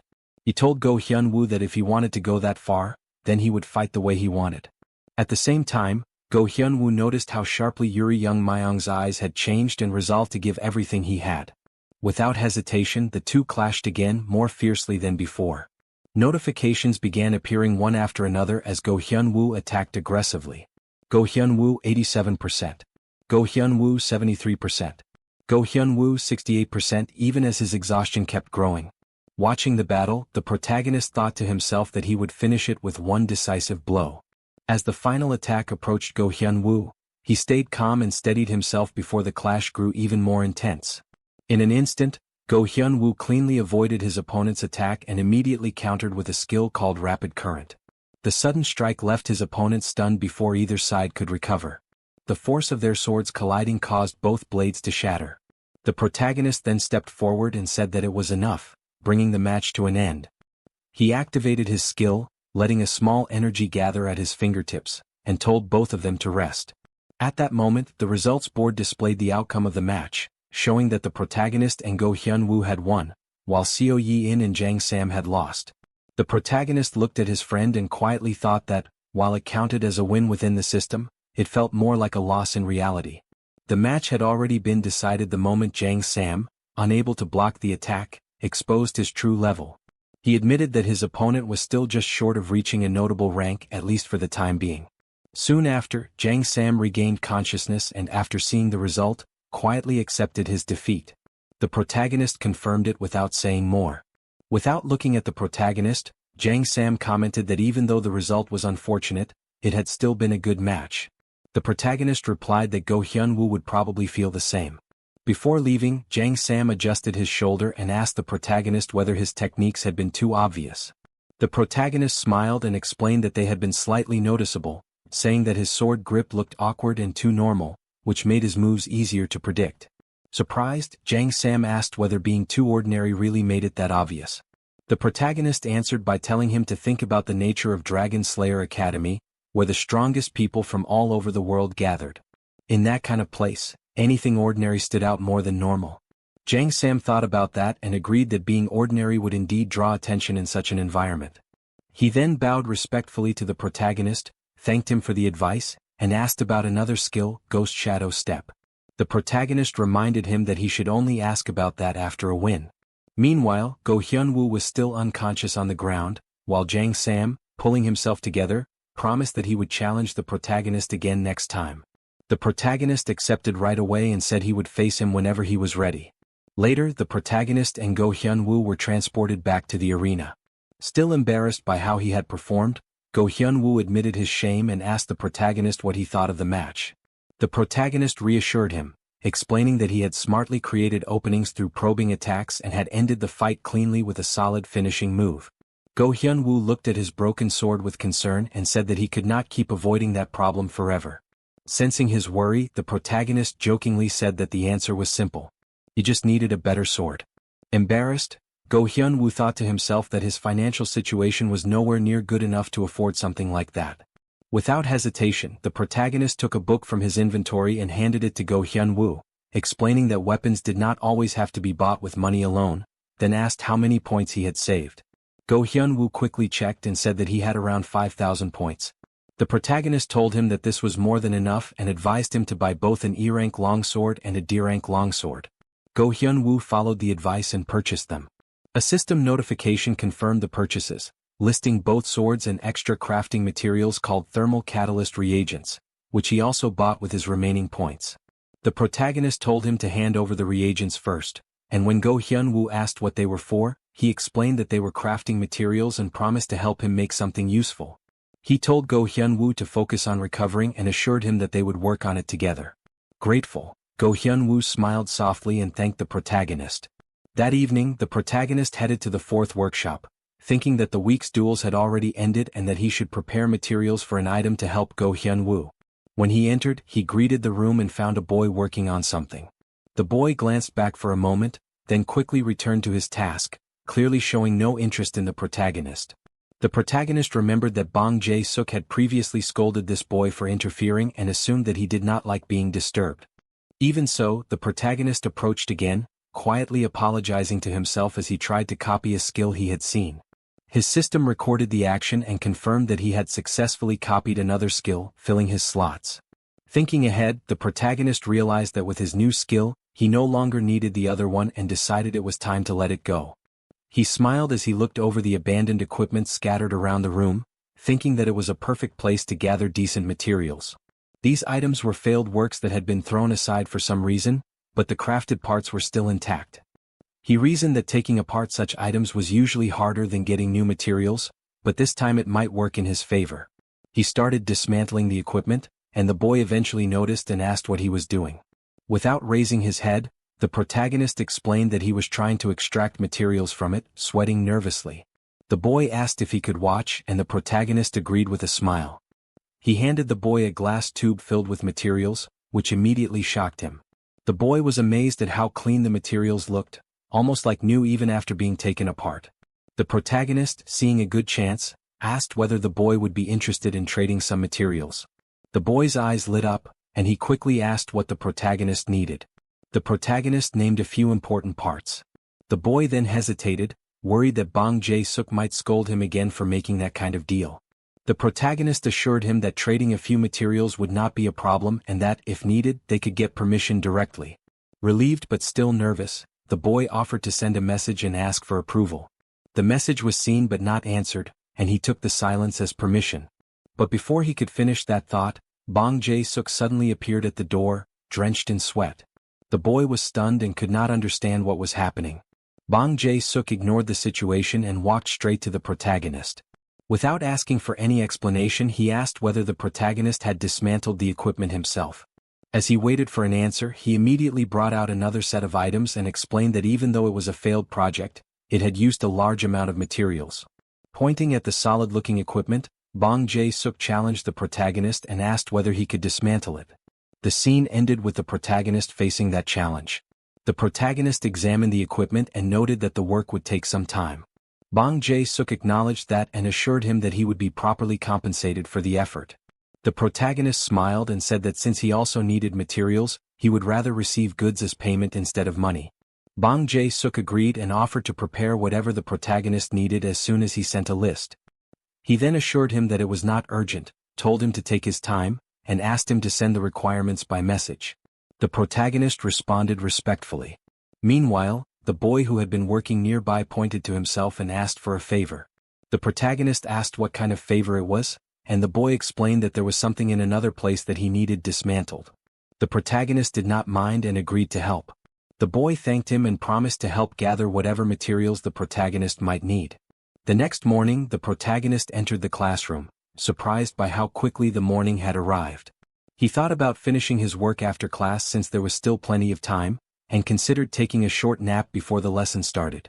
When he noticed his friend already there early, he wondered why she had come so soon, remembering that she had disappeared without saying anything the day before.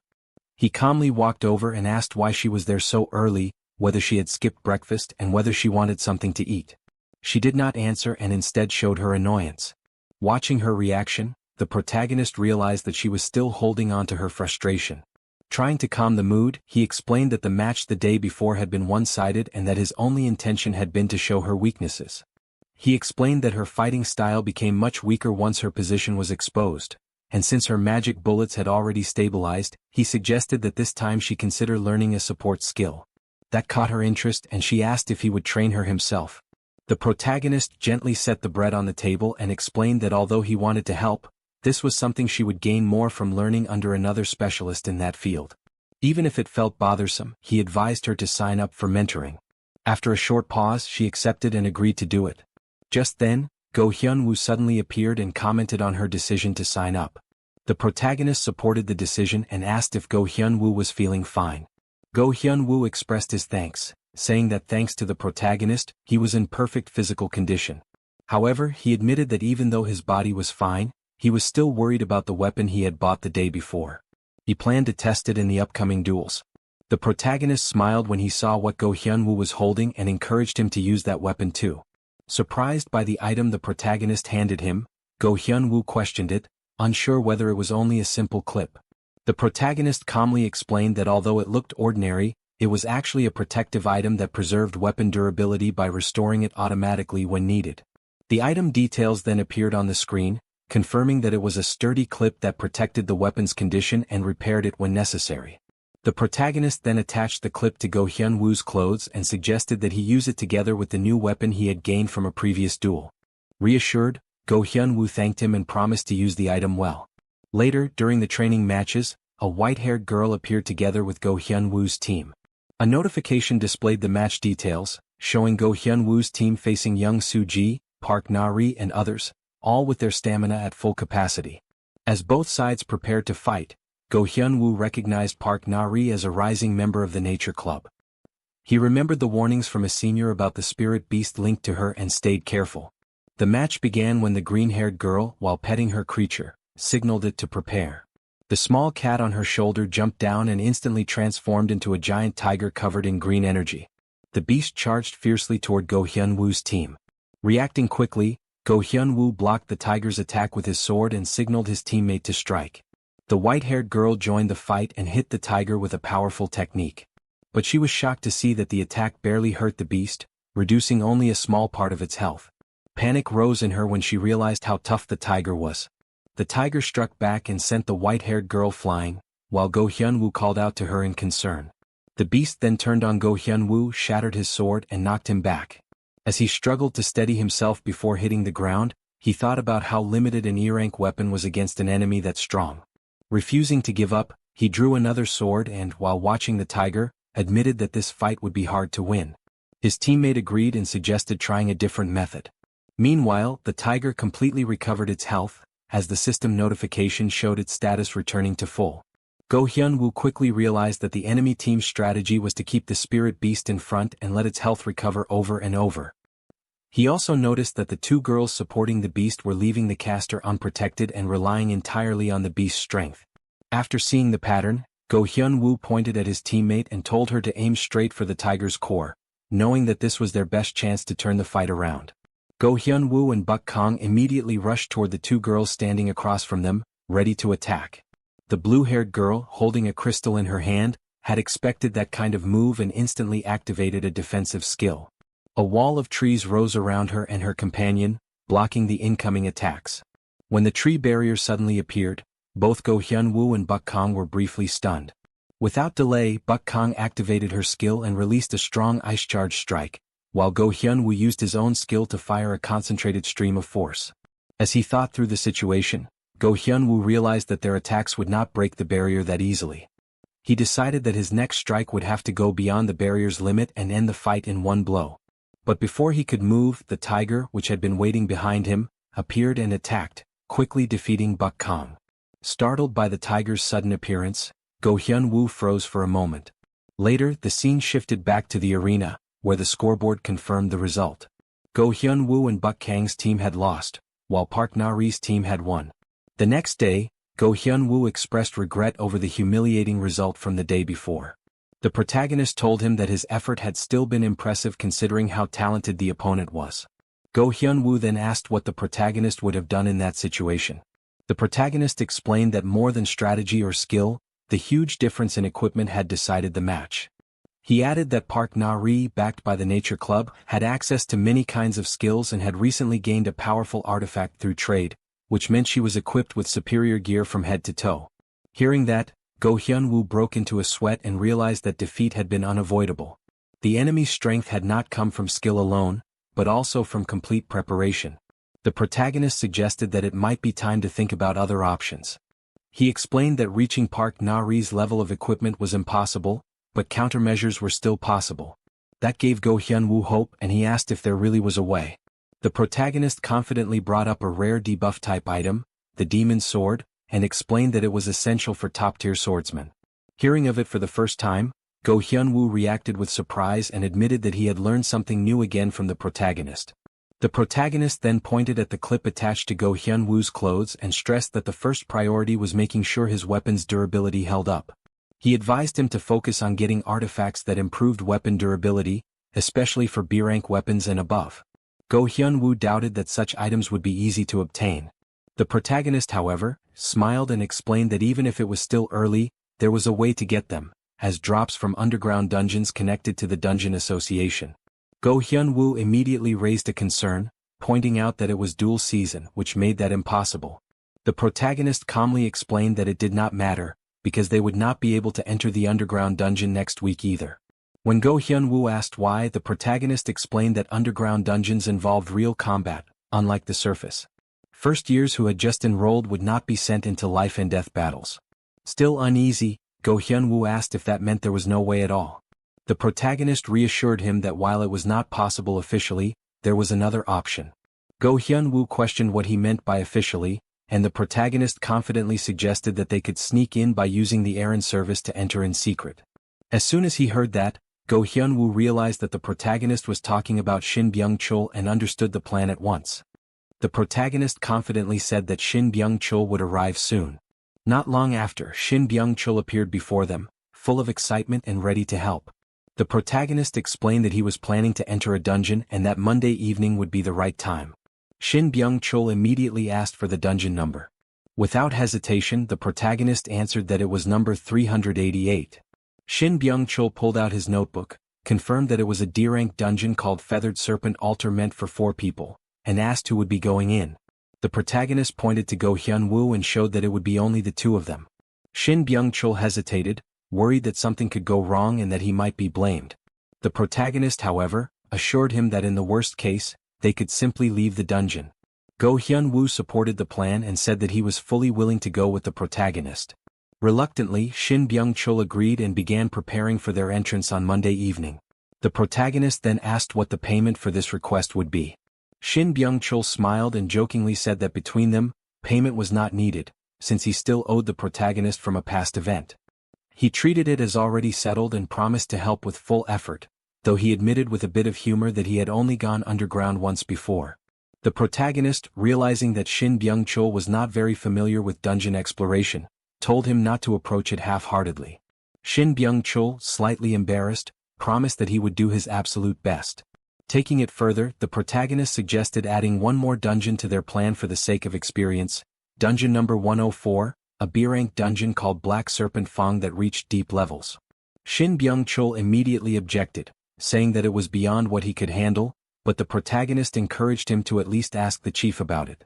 After thinking it over, Shin Byung-chul agreed that it was not completely impossible and promised to ask.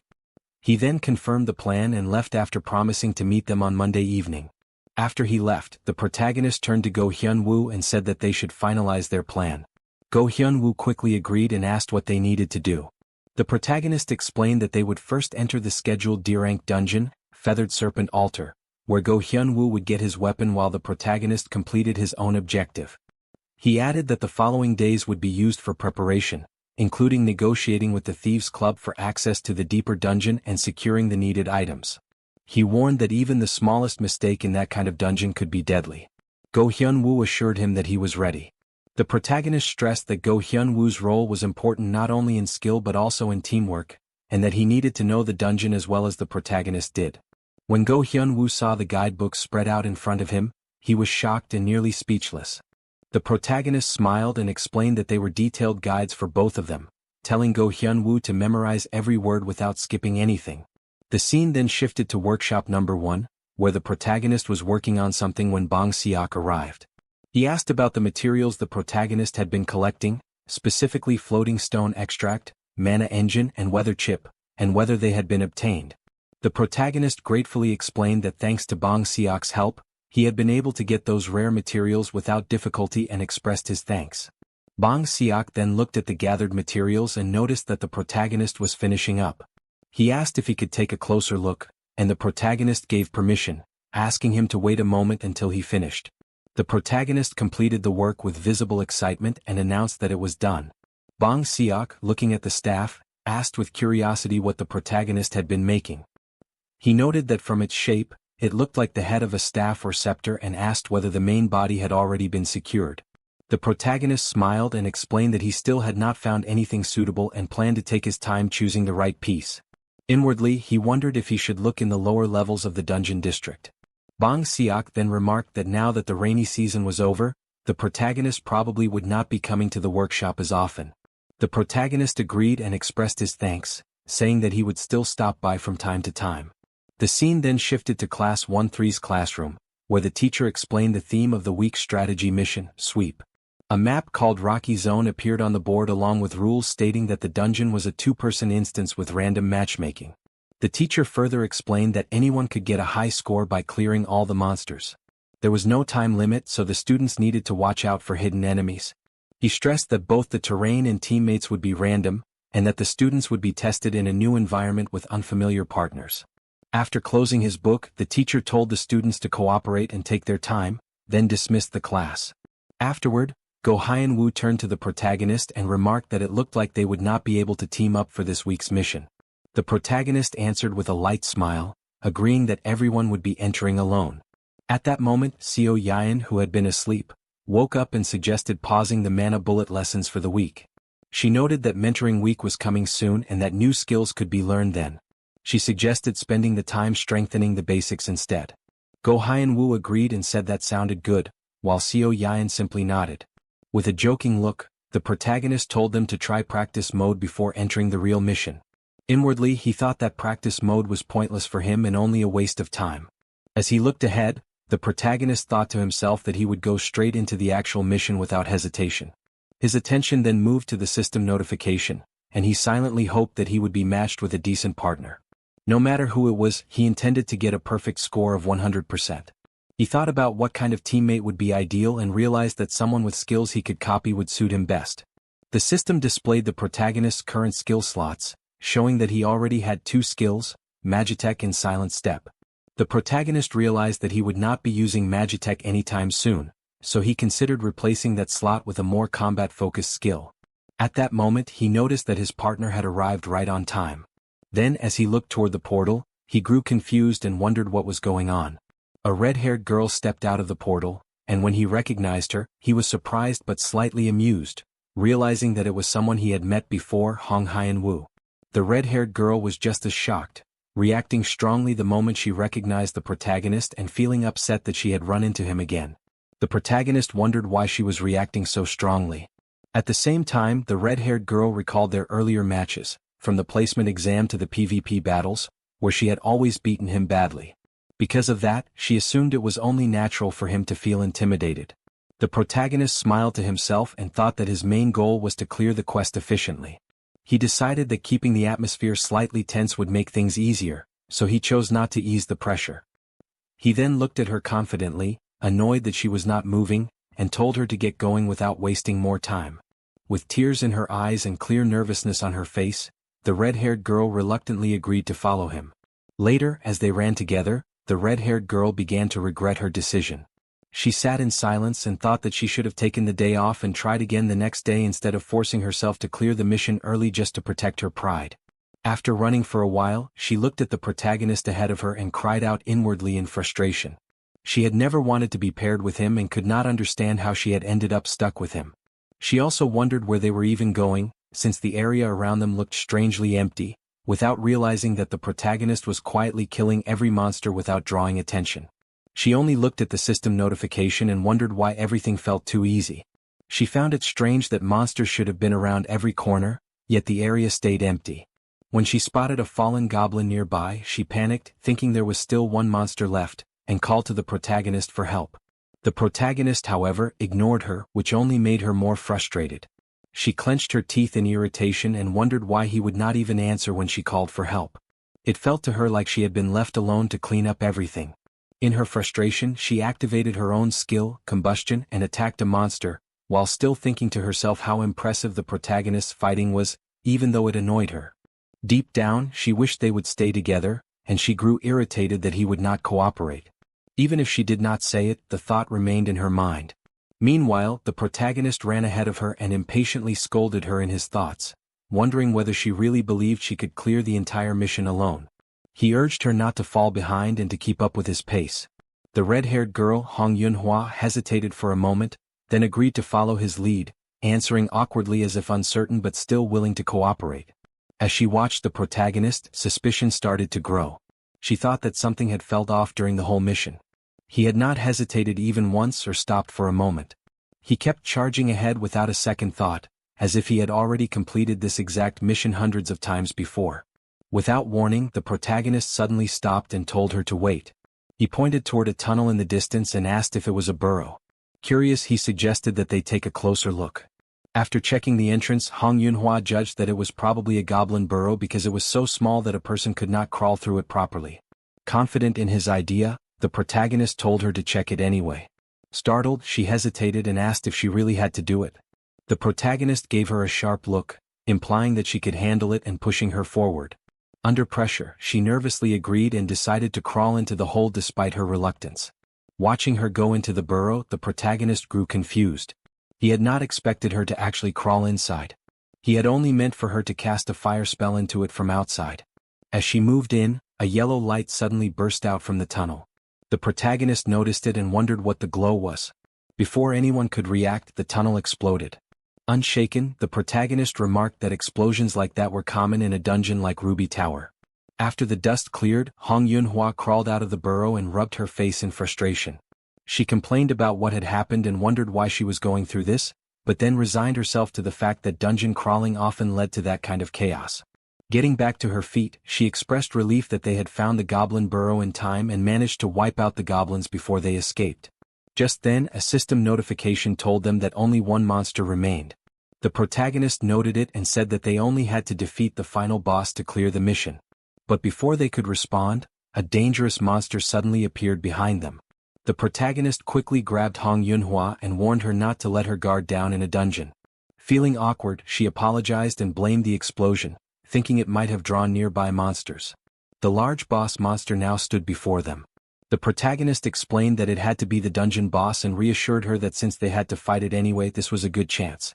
He told her to stay focused and promised that the fight would be manageable if they attacked together. As he looked at her, he thought that she still seemed shaken and partly blamed himself for it. He decided that he needed to help restore her confidence. With that in mind, he suddenly told her to face the boss alone. The girl was shocked by the sudden demand and could not understand how she was supposed to fight such a strong enemy by herself.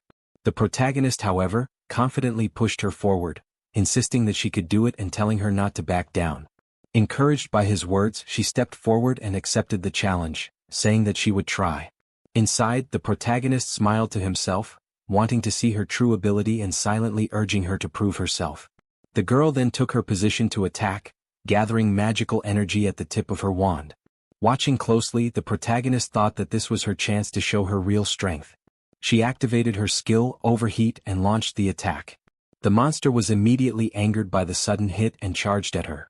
Seeing its reaction, Hong Yunhua panicked and thought about how fast it had countered. She wondered when it had moved that quickly.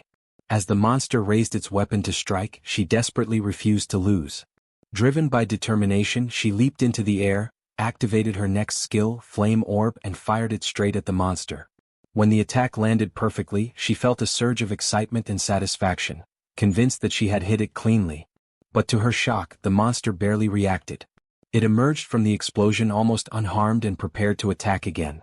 Hong Yunhua's attack had barely damaged the dungeon boss. As she saw the result, tension and frustration appeared clearly on her face. She quickly realized that the boss had taken almost no damage and suspected that the dungeon had been designed with a damage reduction trait. That thought only made her more irritated at whoever had built the dungeon that way. Before she could rethink her next move, the dungeon boss threw its axe at her with tremendous force. She barely dodged it, knowing that the overheat effect would not last much longer. Almost at once, the boss followed by throwing its second axe. The unexpected combo left her almost no room to move. As she lowered her stance by instinct, she realized that it was already too late to dodge properly. With her options running out, she got ready to raise a barrier to protect herself. But before she could do anything, the protagonist stepped in and used magic to knock both axes away from her. The sudden rescue left her briefly stunned, but relieved that she had survived. The protagonist urged her to stop hesitating and use the power she still had left. She understood what he meant and remembered the fire pillar technique she had been avoiding. Memories connected to that skill briefly came back, memories she clearly wanted to forget. Even so, she knew that while the skill was powerful, its effective range was short. The protagonist made it clear that he would hold the boss in place so that she could focus completely on releasing its power. As he rushed forward, she tried to stop him out of worry, but he was already too fast. With one simple motion, he used magic to smash the dungeon boss into the ground and force it into a vulnerable position. Pushing down her hesitation, Hong Yunhua focused entirely on her part. The boss began struggling violently as it reacted to the magic circle forming beneath it. She noticed right away that the boss had sensed the spell, but the protagonist told her to keep going without losing focus. He kept pressuring the boss on purpose, making sure it stayed occupied and could not escape. Using his magic, the protagonist repeatedly drove the dungeon boss into the ground and stopped it from breaking free. Once the magic circle was finished, Hong Yun moved closer and warned him to get out of the area at once. Even when the boss rose again in anger and tried to attack, the protagonist calmly avoided the blow and moved just outside its range. After confirming that the distance was enough, Hong Yun steadied herself. She gathered all of her remaining strength, knowing that this one strike would decide everything. When she released the fire pillar, it completely swallowed the dungeon boss and left it no chance to recover. As the flames consumed the boss, the protagonist watched the result with quiet confidence. When the fire finally died down, the dungeon was fully cleared, and the system recorded a perfect clear with a full score and bonus rewards. Exhausted, Hong Yun admitted that the fight was finally over. The protagonist briefly reflected on how cleanly the battle had ended, even against the boss, though he knew that he had pushed himself harder than usual. After hesitating for a moment, Hong Yun approached him with a personal request. She asked him to make the replay of the battle private, clearly uneasy about letting others watch it publicly. To make up for the lost points, she offered a ruby and insisted that it was more than enough for that request. The protagonist was surprised by how valuable the ruby was and wondered to himself why she would go that far over a replay. From her side, his reaction made her worry that the offer might not be enough. Because of that, she tried to raise the offer, but he stopped her and agreed to settle for what she had already given. He acknowledged the effort she had shown in the battle and called her by name, which caught her by surprise. The fact that he had carried much of the fight from the start left her feeling conflicted and embarrassed. As she got ready to leave, she opened a portal and awkwardly returned the compliment before stepping out, quietly ending the encounter. Watching her go, the protagonist let out a small smile and thought that her embarrassment was unnecessary. Once she was gone, his face became serious as he began judging her performance. Hong Yunhua had moved much better than he had expected, and the rumors that she was on the level of rising talents now felt justified. What impressed him most was her close-range combat ability, which had gone beyond his first assumptions. Through the copied skill system, he confirmed that he had successfully obtained 2 abilities from her, Overheat, rank D, and Thief Step, rank B. That confirmed that her skill set had given him freedom in choosing what to copy. Although he was not completely sure what Overheat had taken from her, he could tell that it had given him access to a powerful flame-based technique called Inferno Fist. With a skill like that, he knew his physical abilities would rise greatly. His attention then moved to the ruby she had given him. He thought about what to do with it, knowing that he needed to go to the underground floor of the dungeon building that night. He decided that stopping by Ruby Tower later would be the most practical way to handle it. The scene then shifted to the ground floor of the dungeon building, where the protagonist was teleported inside. After a quick look around, he noticed that Go Hyun-woo and Shin Byung-chul had not arrived yet. Since he still had time, he chose to check his quest rewards while waiting. Opening his panel, he confirmed that the Week 4 Strategy Battle subquest had been fully completed. The objective had been cleared with a perfect completion rate, and the reward gave him an extra copy trait slot. Seeing that, he felt relieved because it finally let him copy a new trait. He hoped to find something useful before entering the underground dungeon. At that moment, someone appeared behind him and complained that he had gone ahead without saying anything. When the protagonist turned around, he saw 2 familiar faces. One of them urged the group to leave soon because it was already getting late, while Hyun-woo confidently said that he would not disappoint. Before they left, the brown-haired boy said that he had something to hand out. He gave both of them second-year tie pins and anonymous badges, telling them to put them on. After putting his own on, he explained that the items blurred their facial features and made their appearances look ordinary. With those on, even if they ran into senior students, they would not draw suspicion. The effect was immediate and obvious. and the protagonist was briefly surprised by how unclear the boy's face had become. Hyun-woo pointed out that simply passing by others would keep anyone from recognizing them. Inside, the brown-haired boy found the feeling strange but amusing. Satisfied, the protagonist signaled for them to continue downward together. As they went down the stairs, Hyun-woo commented on how long the path felt. The brown-haired boy reassured him that they were almost there. Hyun-woo then admitted that although he knew the dungeon building was big, he had not expected it to be this huge.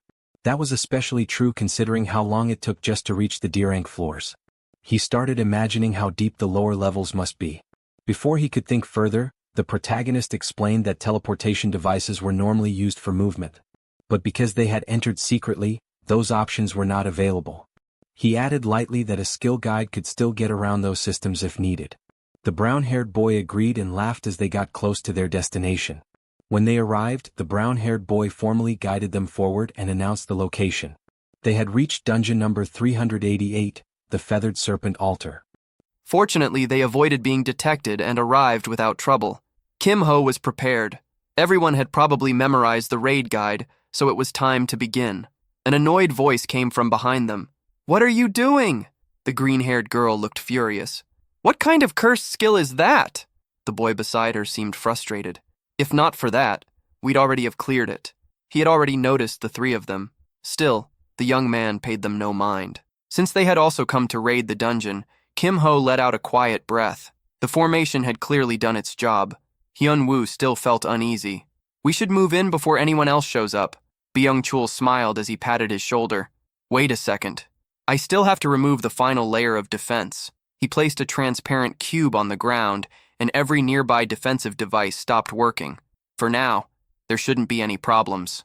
But I'll stay outside and keep watch just in case. Kim Ho frowned. "All right, I'll finish this quickly. Wait here." Rapid footsteps approached the gate. There was no time to hesitate. They had to move. Kim Ho pointed ahead. "See that? That's the center of this dungeon. The Feathered Snake Altar. That's your target." Many tribal warriors guarded the area. "Be careful." Hyun-woo remembered something. "Ah, I read about it in the raid guide Kim gave me." A mysterious man rushed forward with his spear aimed directly at Kim Ho. Kim Ho simply tilted his head and avoided it. He immediately became alert. The moment they mentioned them, the tribal warriors appeared. The tribe had chosen them as sacrifices and intended to capture them alive. They surrounded the group. Sacrificial offerings. Capture them alive. Kim Ho found it odd. Weren't they supposed to capture them? Then why were they throwing spears? The warriors paid no attention and charged with their spears, determined to make them sacrifices. Hyun-woo looked tense. "Stick to the plan, right?" He gave a quick nod. "Yeah, let's begin." Kim Ho released his power once more. One swing of his arm sent several attackers crashing down. The other man immediately drew his sword and swiftly cut down 3 enemies. Kim Ho glanced back. "Good luck." The reply came at once. "You too." The tribal warriors grew even more excited and rushed forward. "Who are these? Such sturdy sacrifices. Capture them at all costs." Hyun-woo gripped his sword tightly. "Your opponent is me. This blade will finish you." Kim Ho sorted out the plan. From this point on, everyone would act as planned. Go Hyun-woo would head straight to the altar. Kim Ho would move through the jungle instead of taking the main route. Normally, clearing the Feathered Snake Altar required a direct assault. After breaking through the tribal warriors and entering the altar, the Feathered Snake High Priest would finally appear.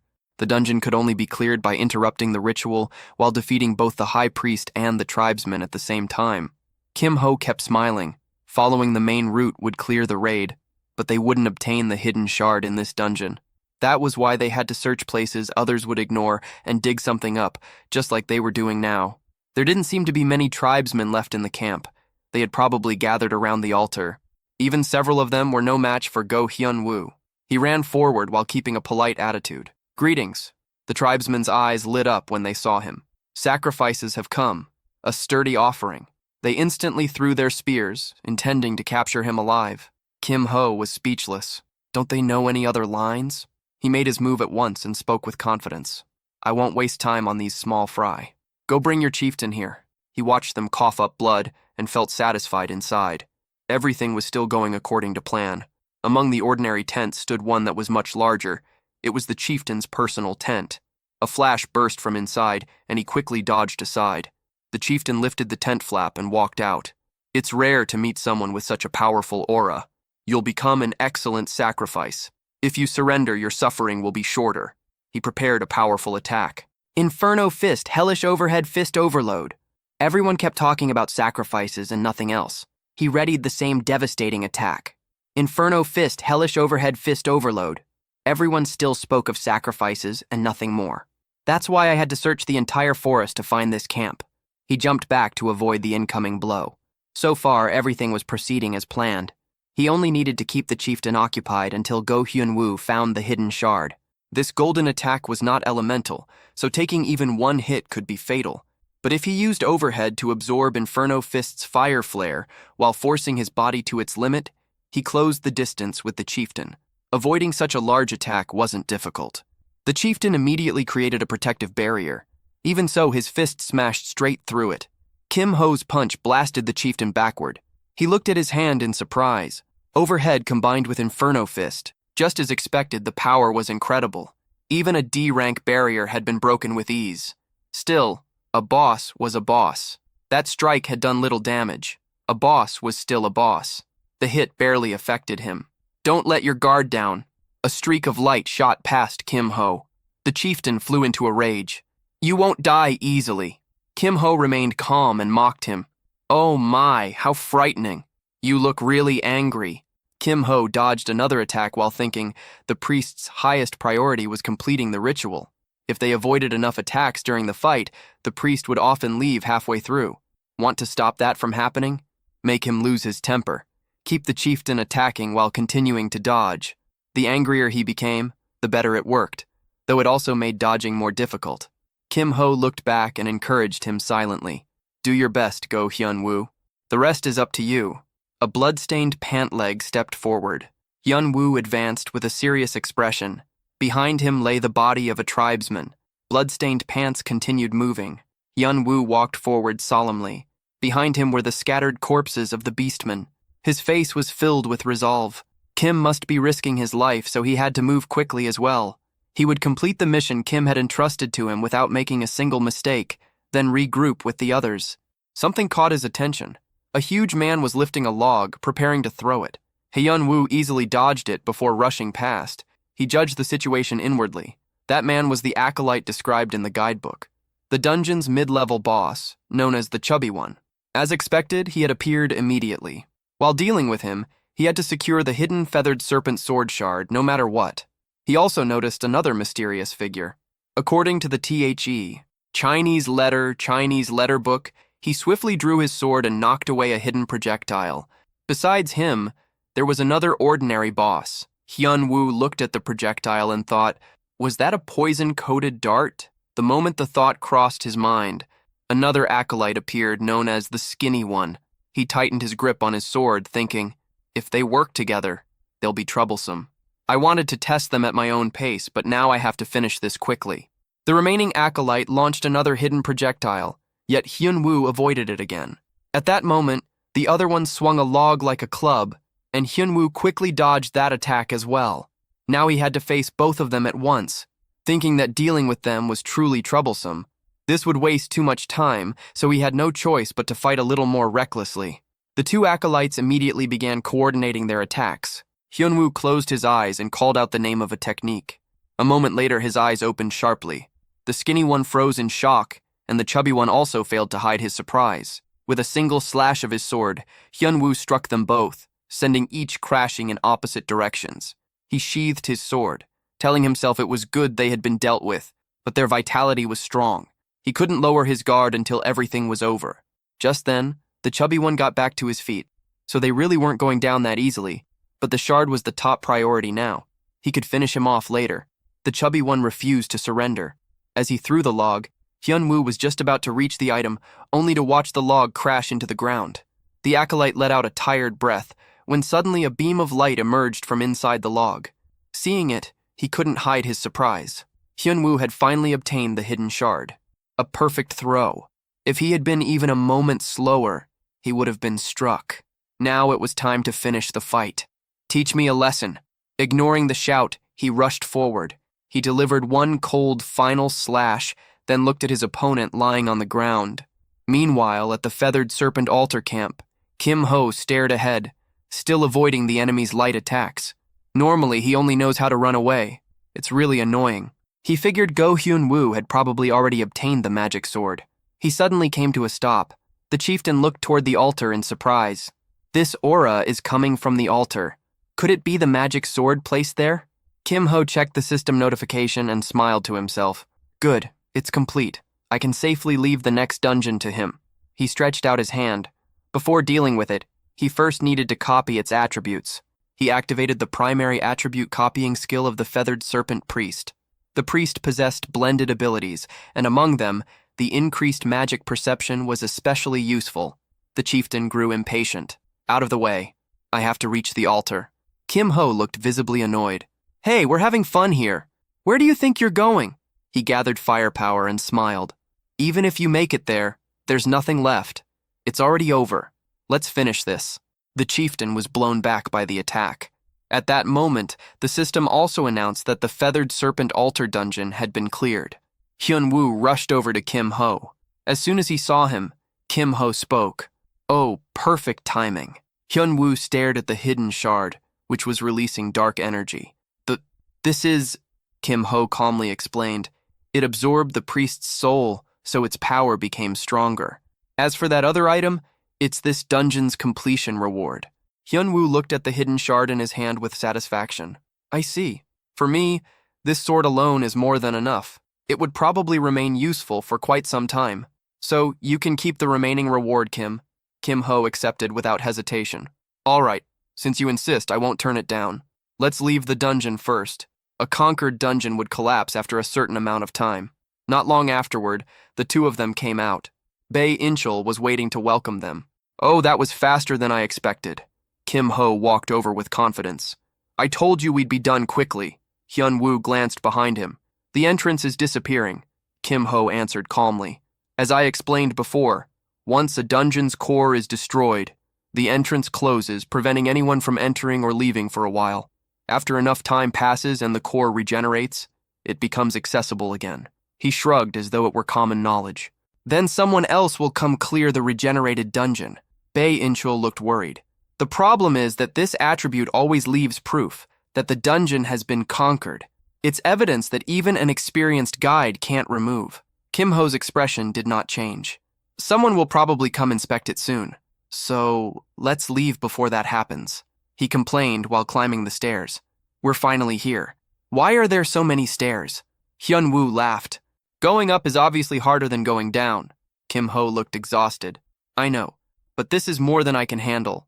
Fortunately, they didn't run into anyone on the way back. Now return the badge and pin. Hyun-woo handed them back with a bright smile. Thanks to you, I made it back safely. Thank you, Kim. Kim Ho let out a breath. I hope you'll help again next time. Hyun-woo smiled brightly at the compliment. Oh, it's nothing. That's what service is for. Somi stood in the distance, waving. Hello, hello. We seem to run into each other a lot. Bae Inchul looked close to tears. Why did it have to be now? Chunha suddenly burst out in anger. What are you doing in the dungeon this late? Bae Inchul trembled but forced a smile. What's strange about being in a dungeon? Obviously, we came to raid it. She looked at them suspiciously. Did you plan to raid it from the first day? I find that hard to believe. Bae Inchul nudged Kim Ho and signaled to him. Come on. Have you lived this long just to keep getting fooled? Why don't you trust people? Hey, don't just stand there. Say something. Kim Ho looked at him with contempt. He's dumping this troublesome situation on me again. Still, there was no other way to end it quickly. Kim Ho stepped forward and asked, Did you just come back from the raid too? What's your completion rate? Chunha answered immediately. Yes, but that's none of your business. Bae Inchul made a sarcastic remark, making her even angrier. Why ask something like that? If your score isn't good, you can't exactly show it. Her pride was wounded, and electricity crackled around her. I don't know what your completion rate is, but I'm sure mine is higher. Kim Ho remained composed. Then let's make a bet on whose completion rate is higher. She refused to back down. What are you betting? Kim Ho immediately proposed the conditions. The loser must grant one request, or answer any question the winner asks. Deal? Chuna fixed him with a fierce stare. All right. Kim Ho released a confident aura. Then we'll count to 3 and reveal our completion rates at the same time. She answered with equal determination. Fine. Both of them looked at the system board and counted together. 3, 2, 1.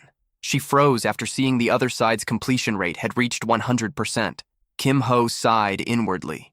If it had been 97%, that alone would have been impressive enough. Since the result had accidentally stunned them, he decided to use the chance to leave immediately. Soon afterward, Kim Ho and his companion departed first. I'll remember that request as a debt. Well then, good luck. The following day, they met again in the cafeteria. Hyun-woo pulled out a chair and leaned back. It's been a while since we had lunch without classes. Kim Ho simply closed his eyes to rest. Rest is part of training, too. He had pushed himself hard the previous day, so taking today off was acceptable. Hyun-woo smiled as he looked at him. So why did you call us here? Kim Ho answered with a grin. I want to show everyone something fun after clearing the dungeon. I'm talking about the excitement of opening random boxes. A notification appeared on the system board. Random altar box draw. The 3 of them watched it in silence. Then let's begin the box opening. A ray of light emerged from inside. The first reward left all 3 of them stunned. Kim Ho looked satisfied. E-rank title. Not a bad start. He nervously opened the next box. Hyun-woo couldn't hold back his surprise. Inside was the Priest D black bracelet. There it was. Kim Ho felt satisfied. Getting both a title and priest-attributed jewelry was a huge reward. Kim Ho suggested they should each open one as well. Hyun-woo was surprised. Really? I can? He nervously reached for the box. Then I'll give it a try. His expression immediately darkened after seeing the Gem Tribe's wooden cup. He was speechless. You're really unpredictable. Not even a little luck. He lowered his head sadly. Sorry, Kim. Kim Ho quickly comforted him.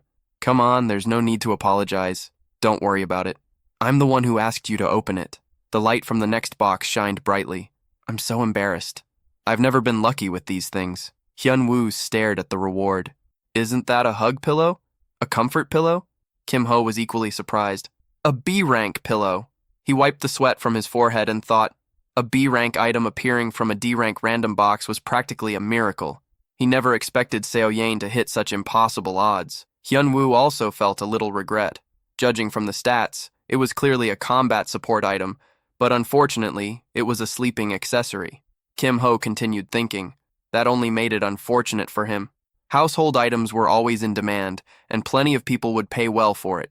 It would be better to sell it and buy something else. Should he send it to the supply center or auction it? While considering it, he noticed Yain staring at the pillow with shining eyes.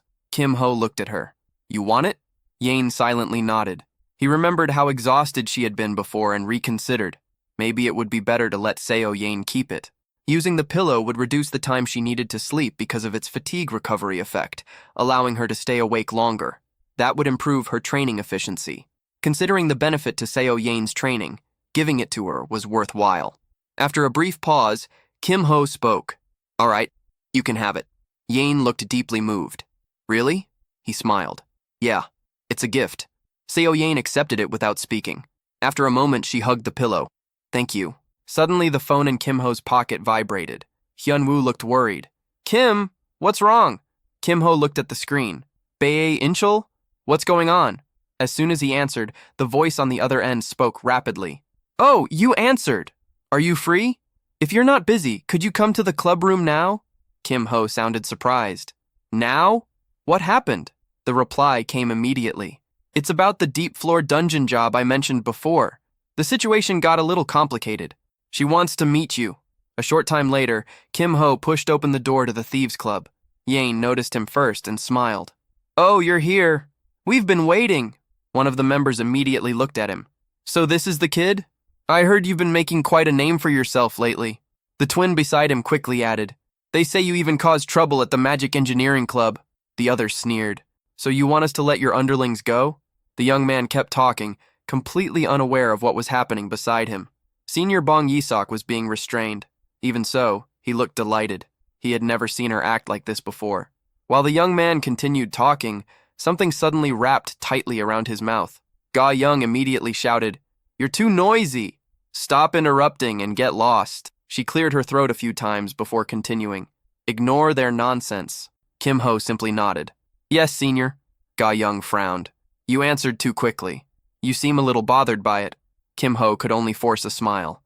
I'll think about it. Setting the unnecessary greetings aside, Ga Young stretched before speaking. Let's get straight to the point. The Black Serpent Gang commission you asked about earlier. There's a problem with the recipient. It's become involved in a priority bidding dispute. Kim Ho looked curious. Is it a regular bid or a priority bid? She answered with a displeased expression. It's a priority bid. He was caught off guard. A priority bid? That's going to be troublesome.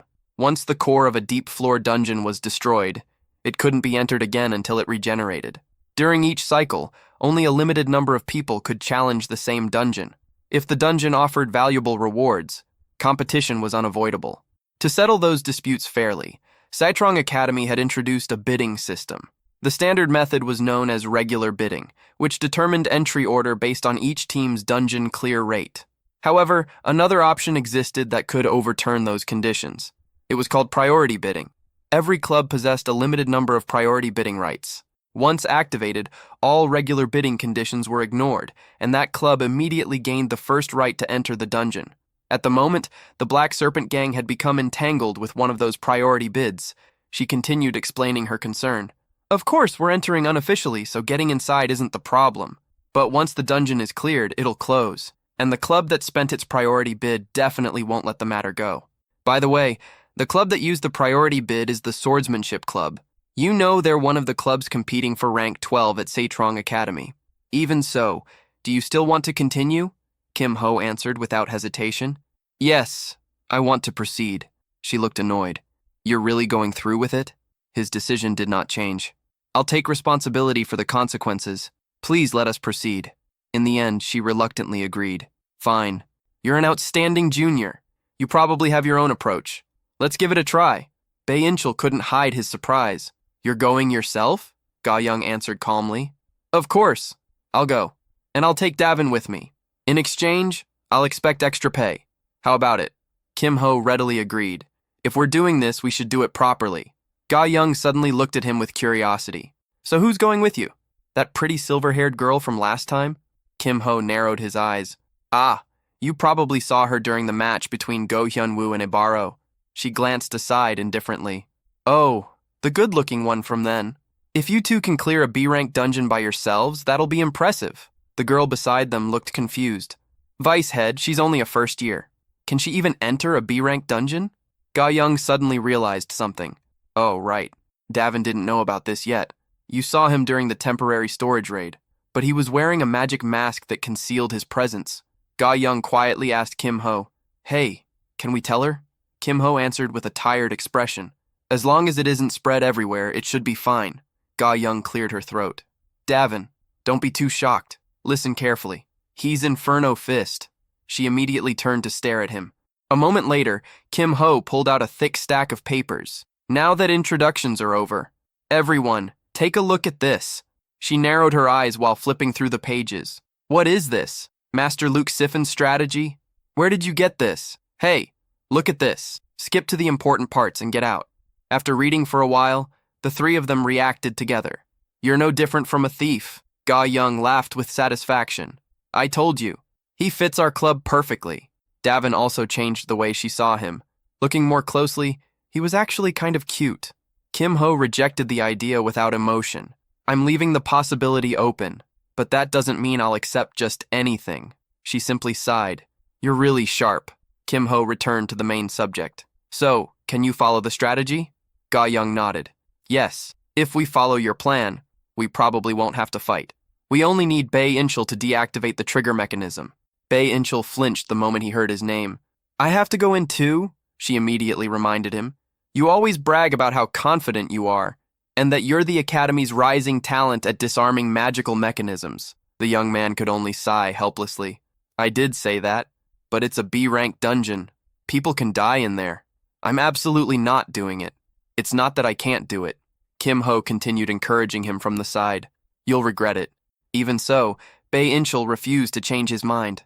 Sorry, no matter how much you're paying, I'm not risking my life. Before he could finish speaking, Kim Ho calmly read out, Vo An Yu Lin. He thought to himself that anyone who worked in secrecy could never ignore that hidden clue. The assassin they had met before had even revealed his identity after hearing it. For someone from the Thieves' Club, it was an even harder condition to reject. Ga Young looked doubtful. That really exists? I thought it was only a campus rumor. Kim Ho confirmed it once more. It's real. She immediately understood and gave him a knowing wink. I knew it. You're not the type to lie. Then we can't ignore it. If Bae Inchul won't come, then it'll just be the rest of us. Bae Inchul couldn't hold back any longer. Come on. If you're a man, you should have ambitions. And be willing to challenge yourself. When it comes to mechanisms, isn't Bae Inchul our specialist? Kim Ho was left speechless. If Ga Young trusted him that much, then Bae Inchul's skills had to be dependable. If he joined them, it would only make Kim Ho feel more confident. Afterward, he said his goodbye. See you Friday night. Time passed until the following Friday evening. Kim Ho was inside the Mana training room. He sat in one corner, focused on training. Before entering Daeon's deep floor, they had to make careful preparations. As his skill levels increased, D and M grade equipment was no longer enough. With the cleric trait he had just obtained, the resonance from the cleric's black bracelet allowed mana to gather rapidly, raising the level of his core. Next came the D-rank upgrade cable he had received from the random box. Although heavy cannon was his main skill, raising its level through normal methods was extremely difficult. To be safe, he decided to use the upgrade cable. Kim Ho checked the system screen. Heavy cannon's rank had increased from E to D. Its level had risen from D to C. A determined smile appeared on his face. Good. Everything is ready. I've prepared everything I need. At this point, we shouldn't be lacking anything. Before entering the dungeon's deep floor. Just then, Hyun Woo entered and greeted him. Kim, you're training too? Kim Ho returned the greeting with a smile. Oh, you're about to leave as well. Still training right before entering the dungeon. Impressive. He remembered his recent training and said, I've been getting used to a new weapon. I think I can use it properly in real combat now. Kim Ho smiled with satisfaction. Good. Looks like everything is ready. Shall we go? That night, they reached the dungeon area. Ga Young's 3-person team was already waiting. It looked like everyone had arrived. If everyone's ready, let's move. Go Hyun Woo became concerned again. But is it really okay for Kim to go like this? What about the item you mentioned before? Kim Ho quickly reassured him. Ah, that. We won't need it. Just wait and see. You'll understand when you look. Ga Young activated her familiar technique. Shadow butterfly flight. Butterflies spread throughout the area. Hyun Woo finally understood. So, that's it. You're using the butterflies to scout. Kim Ho immediately confirmed it. That's right. We only have to follow them. Ga Young ran ahead and called out. Let's go. Davin took the chance to check his tablet. Soon, several flying camera drones appeared. More of them gathered around her. Ga Young quickly jumped down below. After landing, she gave the order. Everyone stop. Davin and I will guard the entrance to the alchemy vault. From here on, what you'll face ahead will be completely different from anything we've seen. So good luck. If we survive, we'll meet again. The others then stepped through the gate. Kim Ho glanced at Byung-chul, who was carefully observing the surroundings. The moment they entered the dungeon, everyone immediately became tense, and their movements turned stiff. As expected, it was a B-rank dungeon. Are they nervous? If they stayed like this, even a perfect plan would fail. He needed to raise their morale. He suddenly called out, Shin Byung-chul! In his mind, he was already calculating. At times like this, the best way was to fire up a man's spirit. Byung-chul quickly waved his hand. Hey, what are you talking about? Who says I'm shaking? Kim Ho pointed at his legs. Your legs are shaking. Byung-chul hurriedly denied it. It's just a habit. A normal habit. Nothing to worry about. Ha! A B-rank shrine. The wind-black serpent. Hyun Woo felt uneasy. Don't you think something's strange? With this many people, it should be noisy. But somehow, it's eerily quiet. Kim Ho calmly analyzed the situation. This area has been experiencing unusual incidents. Unfortunately, we have to make use of them. If we follow the plan and reach the alliance, our objective will be completed. First, let's head to the initial meeting point. They stopped in front of a restaurant. Welcome, customers. The waiter immediately hurried over. What would you like to order? Without hesitation, Kim Ho ordered 3 bowls of duck soup and 1 plate of dumplings. The waiter answered cheerfully, Yes, I'll prepare them right away. Byung-chul watched him closely and immediately became alert. Kim Ho was right. Something was about to happen. Kim Ho closed his eyes and shared what he knew. This place regularly kidnaps hunters. Their next target is this restaurant. A moment later, the waiter returned with the food. Hyun-woo looked at the dishes on the table. That was quick. It arrived as soon as we ordered. The young waiter answered at once. My father wakes up before dawn to prepare everything. Please enjoy your meal. Just then, a masked man walked inside. Oh? Customers today? Business must be good. The young waiter immediately spoke in defense. The Oxhorn Guild already paid their dues this month. The masked man immediately corrected him. No, I'm here for something else today. Hyun-woo immediately focused on the masked man. Is it them? Kim Ho quickly confirmed it. Yes, a low-ranking fighter from the Black Serpent Division. The masked man threatened the young man. You're coming with us. The young man instantly began trembling. An old man suddenly rushed outside. No, please don't. Don't take my son. Please spare him. The masked man reached toward his face, then drove his elbow into the old man's stomach. The old man collapsed in pain. The other man immediately threatened the boy. Come quietly. If you keep resisting, you'll regret it. The thug grabbed him by the collar. The old man could only kneel and beg. No, my son. At that moment, Kim Ho stepped in. Old man, we'll bring your son back. The old man was deeply moved and grabbed Kim Ho's hand. If you really save him, I'll give you everything I own. Kim Ho smiled knowingly. Don't change your mind later. Then he walked out of the restaurant. Watching the three figures in the distance, he judged the situation. They haven't gone far. Follow them now. Hyun-woo quietly spoke to the others. They're heading into an abandoned area. It seemed the enemy had noticed them, but Kim Ho wasn't concerned. That's fine. If they're waiting there, even better. One of the men pointed his sword at the group. Who are you people? Oh, the ones from the inn. So you've come to play heroes. Hyun-woo couldn't hide his anger. After seeing a young man abducted in front of him, there was no way he could ignore it. Kim Ho agreed. That's right. If you see injustice and stay silent, you're not truly human. The two enemies charged at once. I'll give you credit for your courage, but it's foolish. Your sense of justice will get you killed. Kim Ho calmly reminded Hyun-woo. Don't tear their clothes. Hyun-woo nodded. Got it. Kim Ho gathered the power of wind. The thug remained unfazed and sneered. Cheap tricks won't work. Kim Ho quickly avoided the slash, then grabbed the man's face. He forced it downward with all his strength. Watching Hyun-woo's fight, Kim Ho thought to himself, this side is finished, but the other side still isn't over. Byung-chul rushed in from behind and shouted, only to be kicked in the groin. Kim Ho watched with exasperation. Right. Go Hyun-woo couldn't use his sword, so he had to put up with it. Still, watching two people gang up on one didn't sit well with him. This fight was really dirty. After a while, Kim Ho brushed the dust from his hands. Byung-chul looked at the two tied-up men in surprise. What? They're only low-ranking fighters? They're not captains? Kim Ho immediately confirmed it. Yeah, they're the weakest fighters around here. In truth, he felt a little concerned.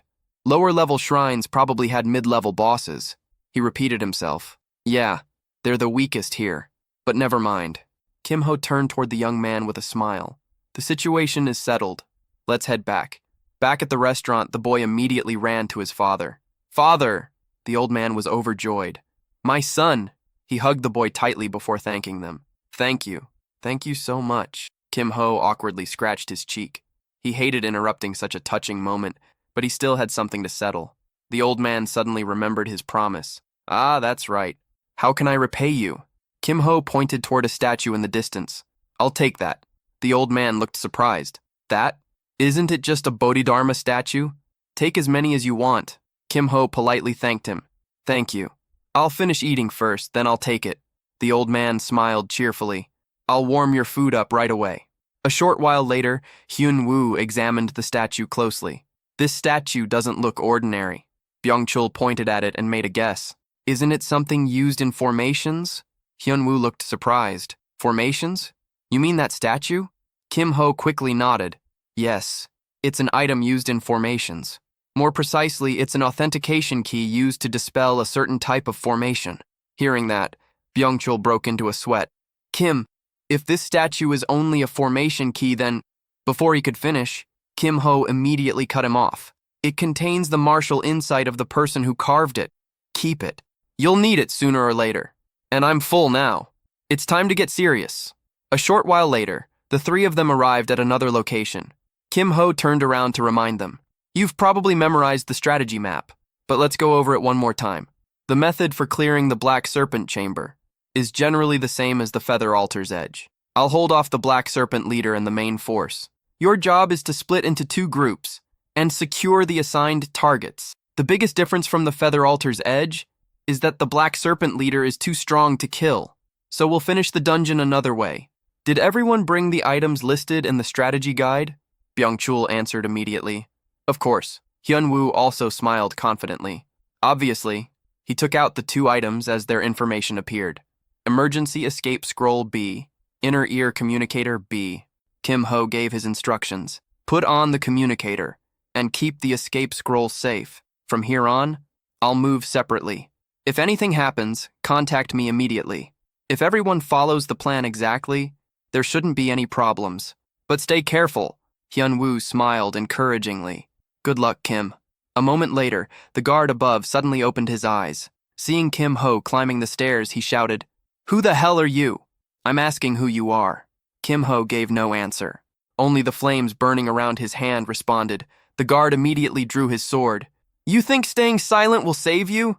I'll shut that mouth myself. What the hell is that hand?"